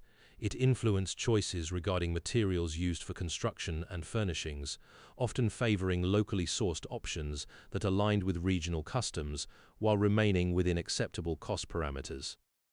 Furthermore, the interplay between income and accumulated wealth dictated not only immediate operational decisions, but also long-term strategies for securing the inn's future. A precarious balance constantly threatened by unforeseen circumstances and shifting economic tides. The significance of material possessions permeated all aspects of daily life, shaping perceptions of quality and influencing traveler expectations regarding comfort and prestige. The material possessions of common people offer a crucial window into their lives during this period. While histories often focus on the actions of rulers and warriors, understanding the everyday realities of ordinary individuals, their homes, what they ate, and the goods they possessed, illuminates the foundations upon which feudal society was built. These seemingly mundane aspects of life were deeply intertwined with concepts of quality, standard of living, and lifestyle itself. Indeed, for many, these material concerns often outweighed considerations of religion, ideology, or artistic pursuits in their daily existence. The inn played a vital role within this framework. Beyond providing shelter and sustenance to travelers, inns served as points of contact between disparate communities, facilitating the exchange not only of goods, but also of ideas and customs. For commoners seeking employment, inns represented one avenue for upward mobility. Laboring within an inn, assisting with food preparation, cleaning rooms, or tending to animals provided a means of earning income, albeit often meager. The opportunity existed, though rarely realized, to rise through the ranks, potentially becoming a manager or even, in exceptional circumstances, inheriting the establishment itself. The very structure and contents of an inn reflected these broader societal values regarding material culture. The quality of tableware, bedding, and construction materials signaled both the innkeeper's status and their understanding of traveler expectations. While extravagance was discouraged by sumptuary regulations, a certain level of comfort and presentation were essential for attracting clientele and maintaining a respectable reputation within the community. The potential for advancement within an inn was not solely dependent on labor. It also hinged upon demonstrating acumen in managing resources and interacting with travelers. Innkeepers were expected to maintain detailed records of supplies, track expenses, and negotiate favorable rates with suppliers, skills that could prove valuable beyond the confines of a single establishment. Furthermore, successful inns often became hubs for local commerce, facilitating trade between farmers, artisans, and merchants passing through the area. This role extended the inn's influence within the community, affording the innkeeper opportunities to cultivate relationships with influential figures and potentially secure preferential treatment in legal or administrative matters. The ability to foster a sense of trust and reliability among travelers was paramount. An inn known for its honesty and fair dealing enjoyed a distinct advantage over those perceived as exploitative or untrustworthy. Beyond facilitating trade, inns also provided a crucial service for itinerant laborers and those seeking to relocate within the domain. While formal apprenticeship programs existed, many commoners acquired skills through informal means, often working as assistants or day laborers at various establishments. Inns frequently employed individuals in roles ranging from kitchen staff and stable hands to clerks assisting with record-keeping, positions that offered a degree of stability and potential for advancement compared to seasonal agricultural work. The opportunity to learn practical skills within an inn setting could prove invaluable for those aspiring to improve their social standing or establish independent businesses later in life. The operation of inns within medieval Japan was rarely a solitary endeavor. It existed as part of a larger network influenced by, and often beholden to, local authorities. These officials, primarily Jito and Shugo, held considerable sway over land management, taxation, and even the daily lives of those residing within their domains. The relationship between innkeepers and these figures was therefore one of delicate balance, requiring cooperation for survival while navigating potential pressures and demands. The Jito, initially appointed by the shogunate government to manage estates far from the capital, gradually accumulated power over time. Their responsibilities included overseeing peasant labor and collecting local taxes, a role that inevitably brought them into contact with inns situated within their territories. Similarly, the Shugo, responsible for policing and administrative duties across entire provinces, exerted influence through tax collection and control of military forces. Both positions were susceptible to shifts in power dynamics, as evidenced by how many Jito eventually became daimyo, influential feudal landowners themselves. The system's structure meant that innkeepers could find themselves subject to demands for provisions or lodging for officials traveling within the domain. While the evidence does not detail specific instances of coercion, it is clear from the records that these authorities held a degree of control over resources and personnel which impacted even businesses like inns. The Shugo in particular were responsible for organizing labor for state projects, such as building roads and guest houses, a task that could conceivably involve requisitioning assistance from local establishments. Furthermore, the collection of special taxes, or tansen, for events like coronations often fell under their purview, potentially impacting the financial stability of inns within those regions. The collection of special taxes, tansen, also presented a source of potential friction. While intended for specific state projects, the methods of their assessment and enforcement could be inconsistent, leading to disputes with innkeepers regarding fair contribution. Records indicate that some Shugo exploited this authority, demanding disproportionate amounts from establishments within their domains, ostensibly to fund ambitious building programs or military campaigns. The extent to which these demands were legally sanctioned remains unclear. However, the power imbalance between local officials and individual businesses like inns made resistance difficult. Furthermore, the Goseibai Shikimoku, a legal code intended to standardize administrative practices, offered some recourse for grievances related to land rights and loans, but its practical application varied depending on the influence of local authorities and the willingness of individuals to pursue formal complaints through channels such as the Monchujo or Hikitsukeishu. The landscape of feudal Japan was crisscrossed by pilgrimage routes, and inns played a vital role in supporting these journeys. While records regarding specific innkeepers are scarce, their establishments provided essential services to those traveling for religious purposes. These travelers included devotees journeying to venerate sacred sites, monks seeking spiritual renewal at remote temples, and itinerant priests ministering to rural communities. The material culture of inns, the very structures themselves, the food offered, and the goods available for purchase, directly shaped these pilgrims' experiences and contributed significantly to their ability to complete their religious itineraries. The importance of inns extended beyond mere shelter. They served as logistical hubs, offering respite from arduous travel conditions. Pilgrims often walked considerable distances, sometimes over mountainous terrain or through inclement weather. Inns provided a place to rest, replenish supplies, and receive basic medical attention. The standard of living for these travelers could vary greatly. Some were wealthy merchants or local officials, while others were impoverished farmers or laborers. Regardless of their social standing, all relied on inns for essential provisions. Furthermore, the presence of religious figures within the inn environment sometimes fostered opportunities for spiritual guidance and communal prayer. While direct accounts of such interactions are lacking, it is reasonable to assume that conversations between pilgrims and resident monks or priests occurred, offering solace and reaffirming faith along the journey.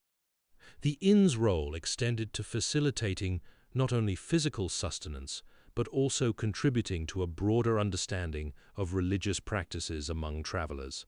While formal instruction was rare, the presence of devotional imagery, Buddhist statues, Shinto shrines, or depictions of bodhisattvas within inn courtyards or common areas provided visual reminders of spiritual pathways.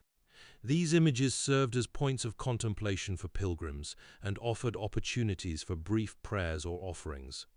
Furthermore, inns frequently hosted itinerant performers who incorporated religious themes into their entertainments. Traveling musicians, storytellers, and puppeteers often presented narratives drawn from Buddhist parables or Shinto myths, thereby disseminating religious teachings in an accessible format to a diverse audience. The material culture of these performances, the instruments used, the costumes worn, and the puppets themselves, further enriched the pilgrims' experiences and reinforced their understanding of sacred stories.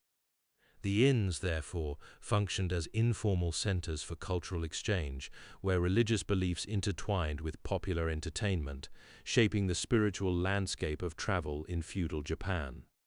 These performances frequently incorporated elements of local folklore and regional dialects, further integrating religious narratives into the everyday lives of travelers and residents alike. The inns also served as vital nodes for disseminating information regarding pilgrimage routes and schedules. Notices detailing distances to sacred sites, estimated travel times, and seasonal hazards were often posted within common areas, assisting pilgrims in planning their journeys effectively. While formal guides were uncommon, innkeepers themselves possessed practical knowledge of the surrounding terrain and frequently offered advice based on personal experience or local lore.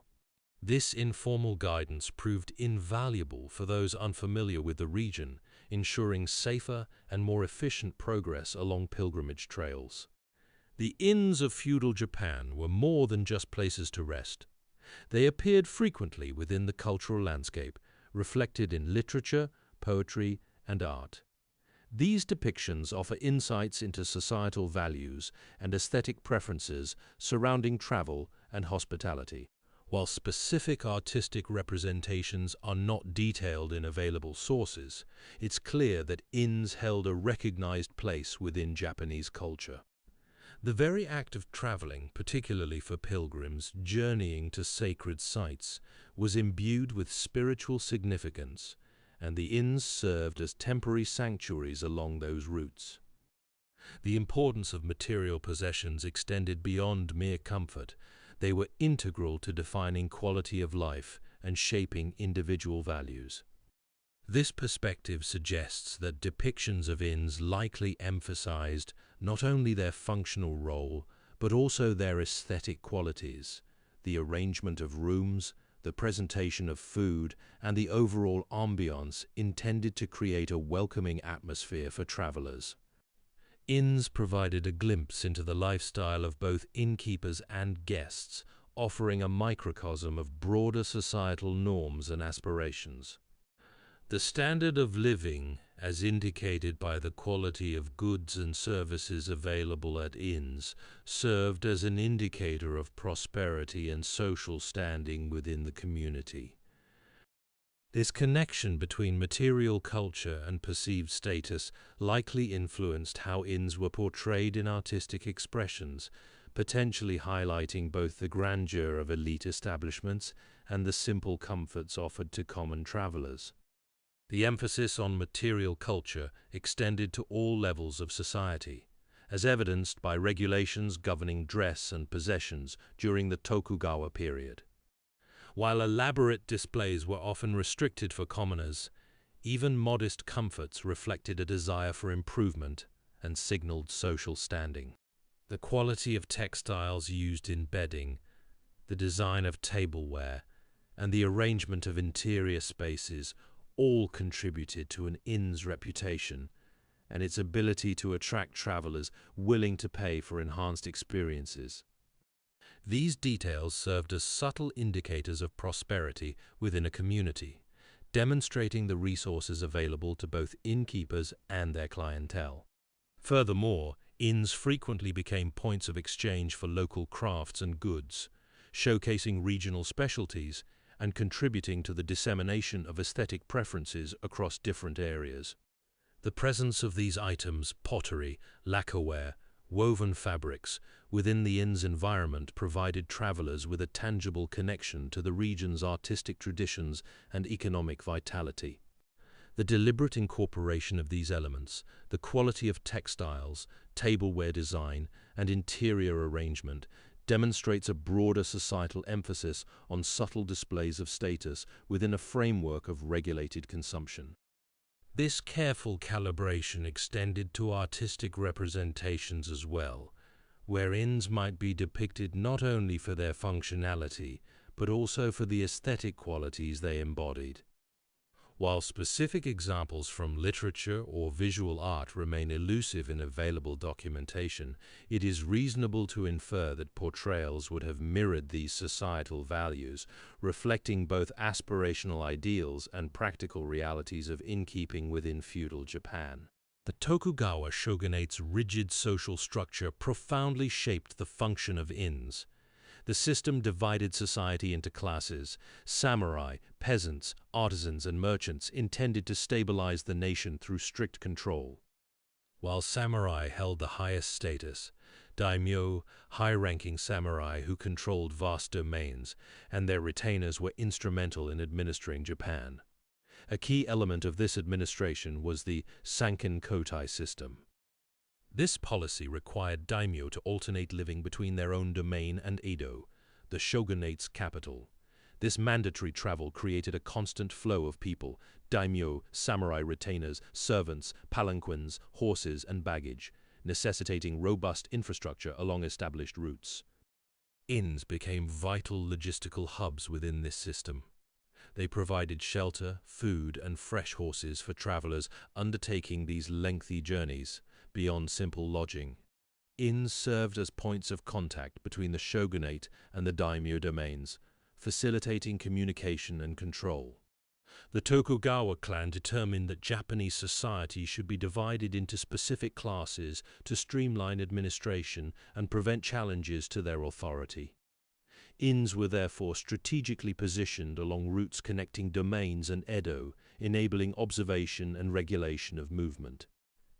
The inns also played a subtle but important role in intelligence gathering.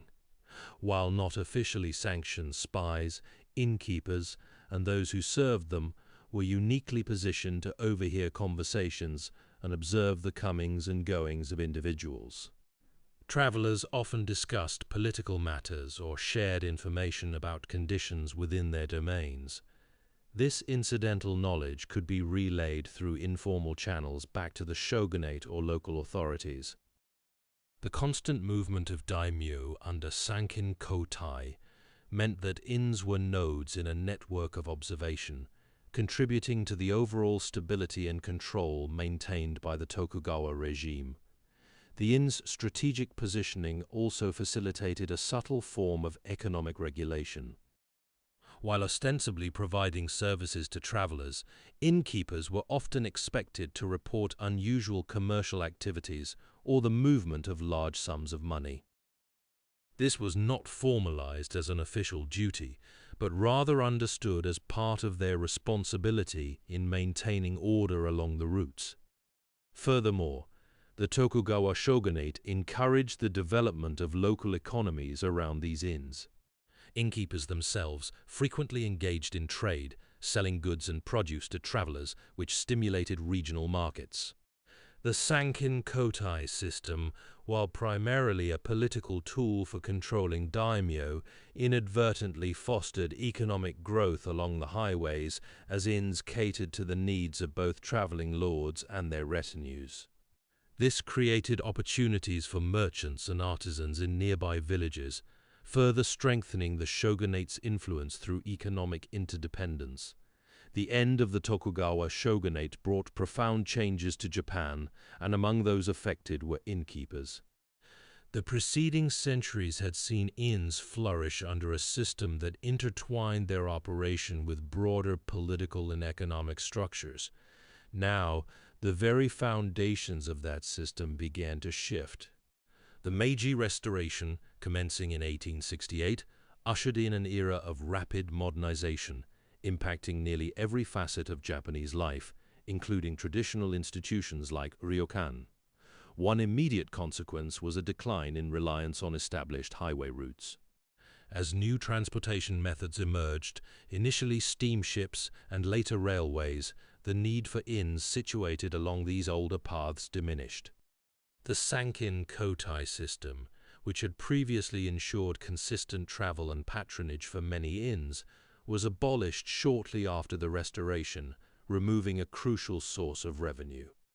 Furthermore, construction of new infrastructure prioritized efficiency over preserving traditional routes, undermining the established network of inns.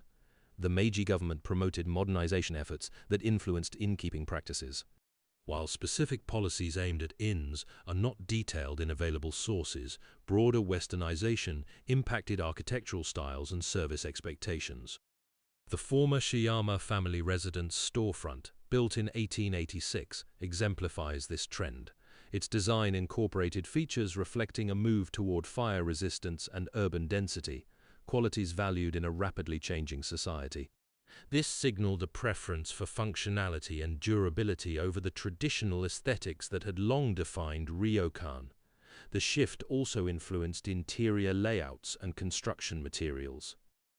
Traditional tatami mats remained standard, but were increasingly accompanied by more durable flooring options intended for broader use.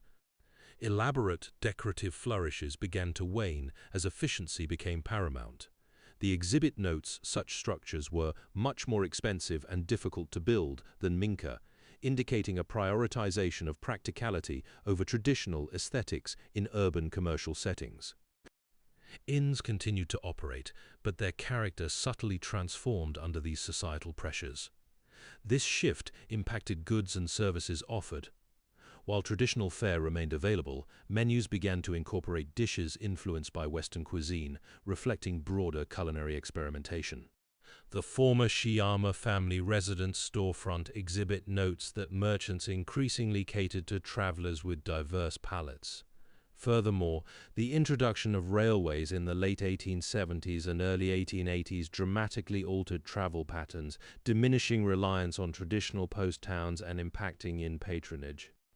Inns along railway lines adapted by offering services geared towards rail passengers, such as luggage storage and quick meals, while those in more remote areas faced increasing economic challenges. The transformations impacting inns extended beyond mere structural changes and menu adjustments. A deeper significance resided in their role as repositories of Japanese cultural traditions, a function often overlooked amidst commercial pressures. Examining the material culture of these establishments, the objects within them, The practices enacted there reveals how they served as vital links to the past. Inns were not simply places for respite. They actively fostered and preserved elements of Japanese life that might otherwise have faded with broader societal shifts. The very structure of an inn, its layout and design, often reflected traditional aesthetics and social customs. The arrangement of rooms, the types of furnishings used, and even the materials employed in construction served as subtle reminders of established norms.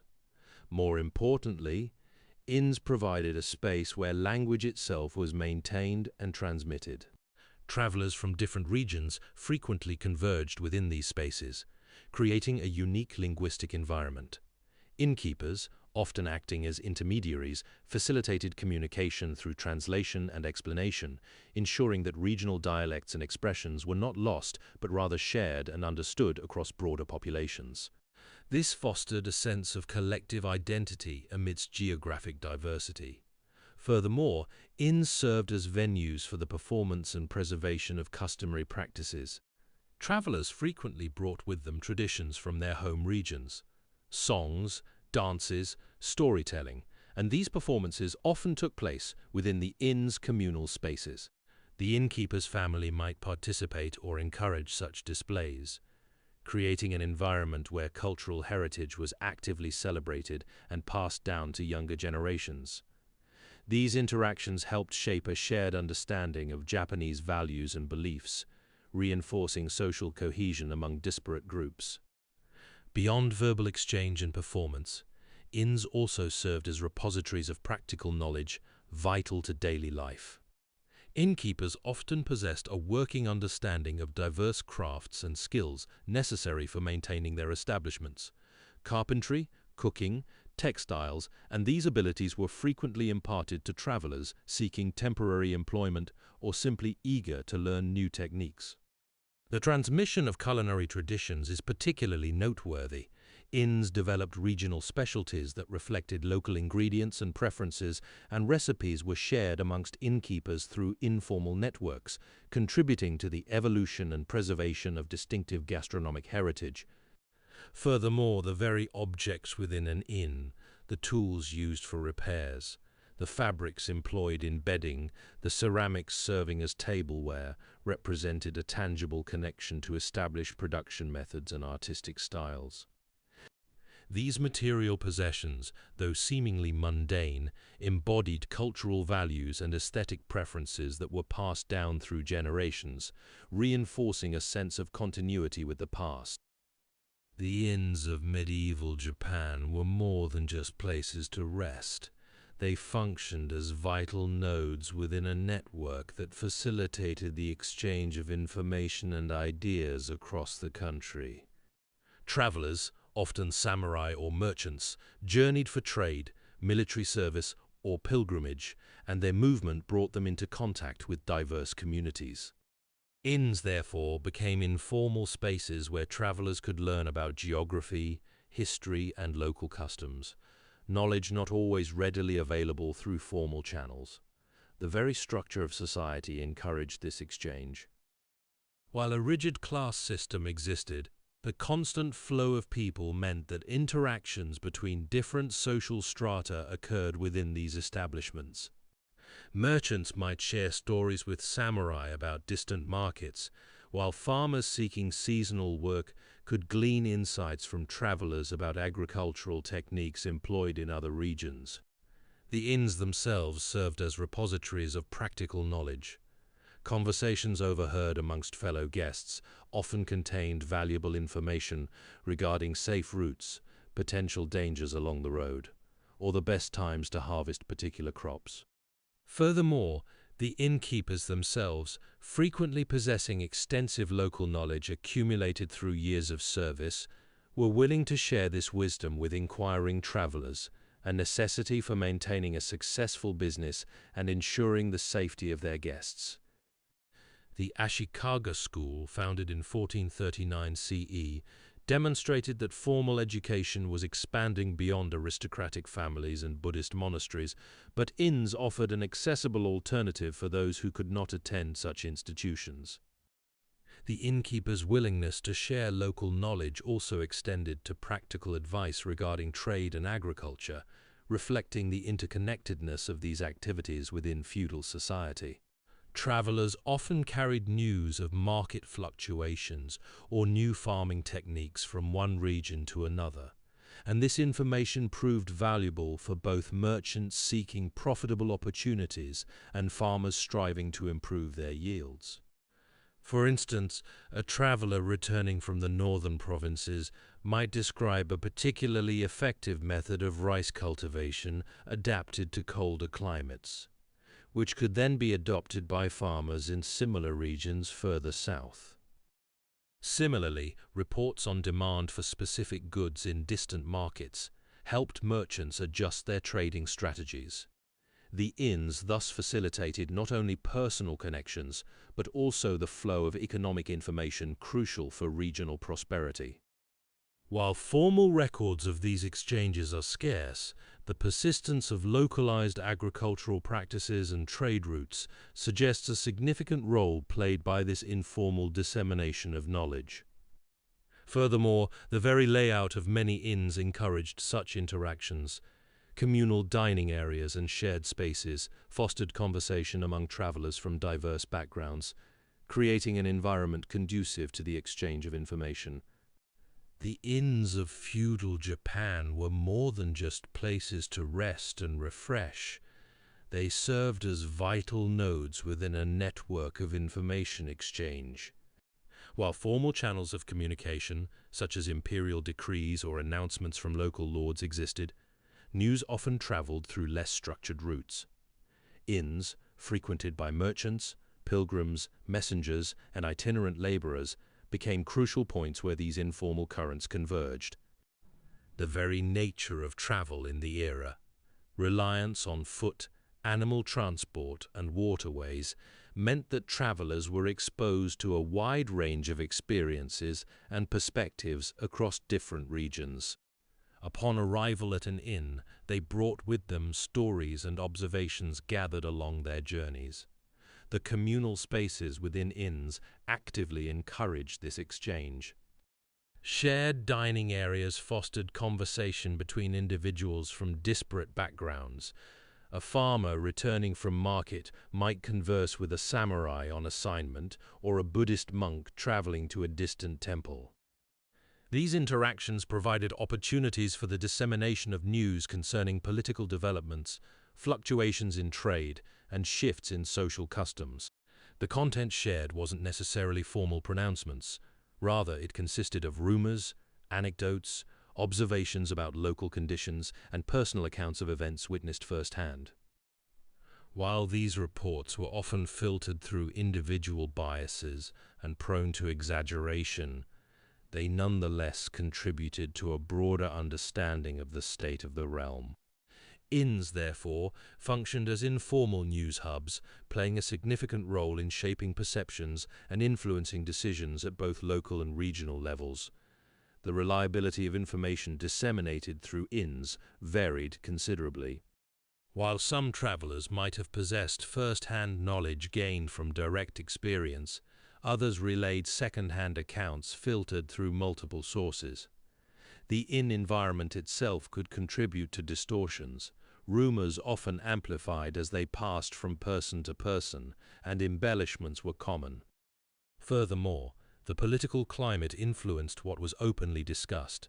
During periods of heightened tension or strict censorship, travelers might have been cautious about sharing sensitive information, fearing repercussions from local authorities or rival factions. Nevertheless, inns provided a crucial space for the exchange of observations regarding economic conditions as well. Merchants traveling between regions would often share details concerning market prices, availability of goods, and trade routes, information vital to others engaged in commerce. These discussions could influence decisions about where to buy or sell merchandise, impacting regional economies. The very structure of feudal society meant that information flow was rarely uniform. News tended to travel more readily along established routes connecting major cities and domains, leaving outlying areas comparatively isolated. The inns of medieval Japan served a vital function beyond mere lodging. They were essential nodes within the commercial network, connecting disparate regions. Merchants and traders, often traveling long distances to exchange goods, relied on these establishments for more than just rest.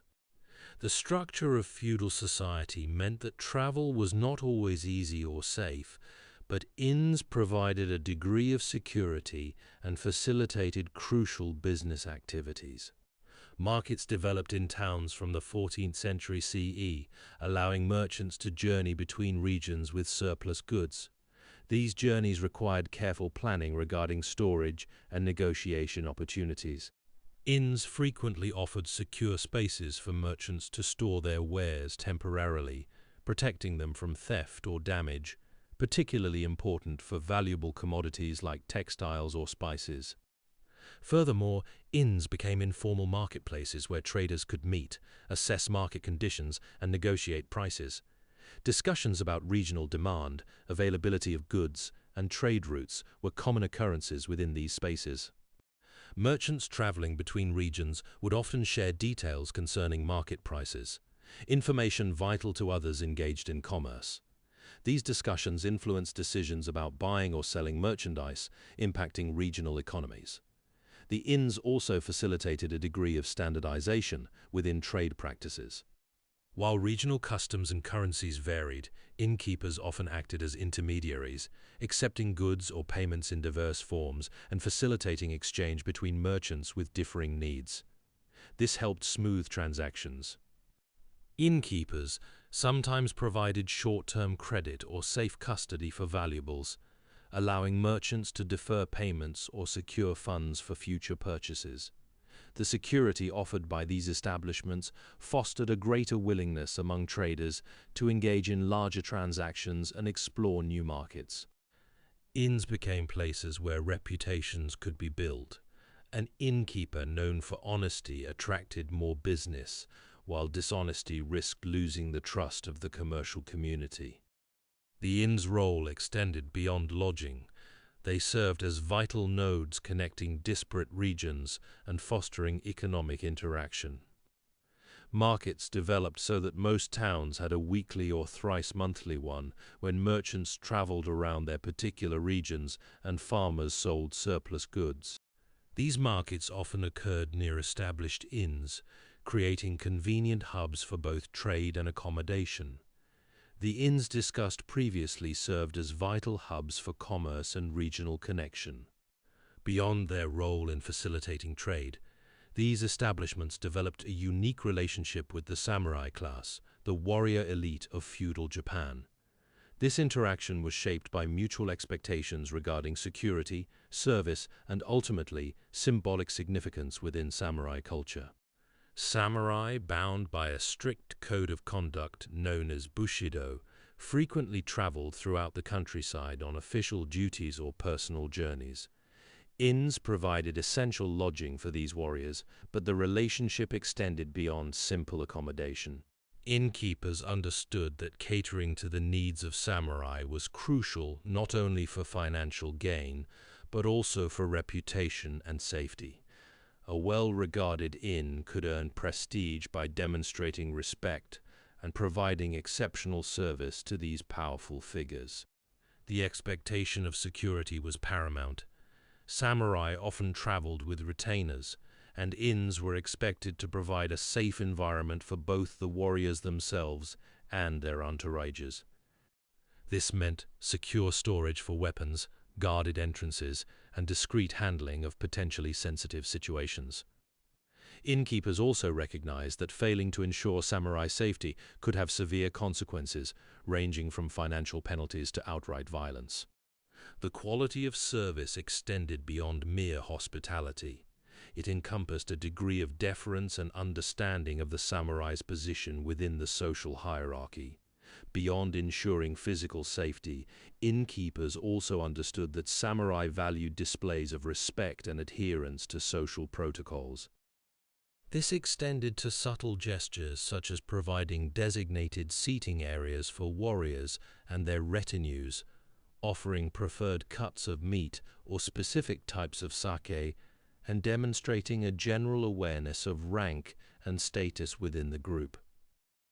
While explicit documentation detailing these interactions is scarce, accounts suggest that innkeepers often attempted to anticipate samurai needs before they were voiced, fostering an atmosphere of deference and facilitating smooth transactions.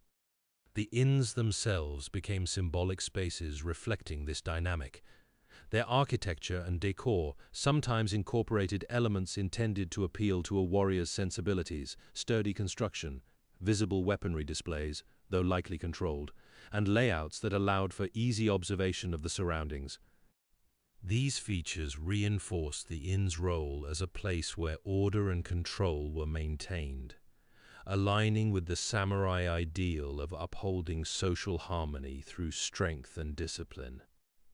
These architectural choices, alongside the provision of specific goods and services, contributed to a perception of the inn as more than just a place for respite. It became an environment carefully calibrated to reinforce samurai status and expectations. While inns catered to diverse clientele, the accommodations and attention afforded to warriors served as visible markers of social hierarchy within the broader community.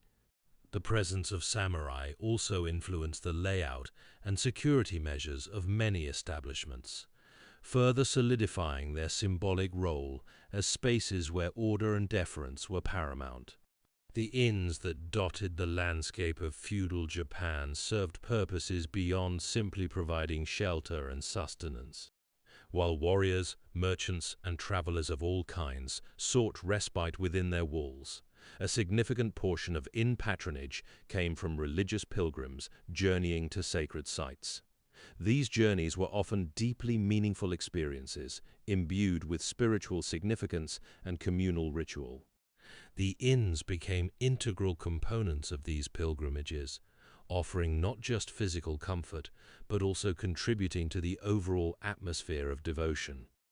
The importance of material culture in daily life is evident when considering the lives of those who traveled during this period. Inns provided a tangible link to the broader rhythms of society, reflecting and reinforcing prevailing values and standards of living. For pilgrims, these establishments represented more than just places to rest. They were nodes within a network that facilitated their spiritual quest. The inns themselves contributed to the sense of shared experience among those undertaking similar journeys, fostering a feeling of communal purpose. The provision of goods and services at inns was not merely about commerce. It shaped the pilgrims' experiences and reinforced social structures. Inns offered a standardized level of care, contributing to a predictable and reassuring environment for travelers navigating unfamiliar territories. The very act of seeking shelter and sustenance within these establishments became intertwined with the rituals and routines of pilgrimage, marking milestones along their spiritual path. The inn's role extended beyond mere provision of shelter. They facilitated a structured interaction between pilgrims and local communities, reinforcing established social hierarchies and economic dependencies. The material culture displayed within these establishments, from the quality of bedding to the types of food offered, served as subtle markers of status, both for the innkeepers themselves and for the travelers who patronized them. Inns were not isolated entities, but rather integral components of a broader network of exchange, reflecting and shaping the economic realities of the time. The inn's existence was intertwined with the livelihoods of those supplying them with goods, creating a ripple effect throughout local economies. This reliance on external resources underscored the interconnectedness of pilgrimage and regional trade, demonstrating how religious journeys stimulated commercial activity. The inn's reliance on external resources underscored the interconnectedness of pilgrimage and regional trade, demonstrating how religious journeys stimulated commercial activity. This stimulation extended to the provision of ritual objects, small statues, prayer beads, and scrolls, often acquired at inns as tangible reminders of the pilgrim's journey or offered for sale to those seeking blessings. The presence of these items within the inn's confines further blurred the lines between commerce and spiritual practice, creating spaces where material goods served as conduits for religious devotion. Inns also facilitated the exchange of information among pilgrims, disseminating news about shrines, routes, and local conditions, a vital service given the limited communication networks available at the time. The inns of feudal Japan were more than just places to rest. They represented a vital thread woven into the fabric of society, impacting everything from commerce and communication to cultural exchange and even perceptions of quality of life. Their significance extends beyond their function as simple lodging houses. As scholars have noted, material possessions are intrinsically linked to an individual's sense of well-being and contribute significantly to what we understand as a culture's standard of living. The inns themselves, their construction, furnishings, and the goods they offered became tangible expressions of this interplay between material comfort and societal values. The inns provided not only shelter, but also served as crucial nodes in networks of trade and information dissemination. Inns facilitated the exchange of news among pilgrims, relaying details about shrines, routes, and local conditions, a service particularly valuable given limited communication infrastructure. The inn's reliance on external resources, food supplies, building materials, and ritual objects highlighted the interconnectedness of regional economies. This dependence spurred commercial activity and fostered relationships between innkeepers and producers across various regions. Furthermore, the presence of items like prayer beads and scrolls within the inns blurred the lines between commerce and spiritual practice, demonstrating how material goods could serve as conduits for religious devotion. The inn's role extended to shaping perceptions of daily life and contributing to what scholars term material culture. The goods available, ranging from simple bedding to more elaborate lacquerware or imported textiles, reflected broader economic trends and consumer desires within feudal society. As noted by researchers examining Tokugawa-era Japan, material possessions held significant importance in determining the quality of life for common people, often outweighing concerns about higher cultural pursuits like religion or art. The inns provided a readily accessible window into these evolving standards of living, demonstrating how income and accumulated wealth influenced patterns of consumption and shaped individual values. Furthermore, the inns facilitated the dissemination of information regarding sumptuary regulations, laws dictating acceptable dress and possessions based on social rank. While innkeepers themselves might occupy a relatively modest position within the feudal hierarchy, their establishments became spaces where individuals from diverse backgrounds encountered these visual markers of status, contributing to an ongoing negotiation of social norms. The inn's significance extends beyond their role as commercial spaces and repositories of material culture. They also served as vital nodes within a broader network, facilitating social interaction and the transmission of cultural practices. As scholars like Donald Shively have observed, sumptuary regulations, laws dictating acceptable dress and possessions based on social rank, were actively negotiated within these environments. The inns provided a readily accessible window into evolving standards of living, demonstrating how income influenced patterns of consumption and shaped individual values. Furthermore, the inn's presence contributed to the dissemination of information regarding these very regulations, fostering an ongoing negotiation of social norms among individuals from diverse backgrounds.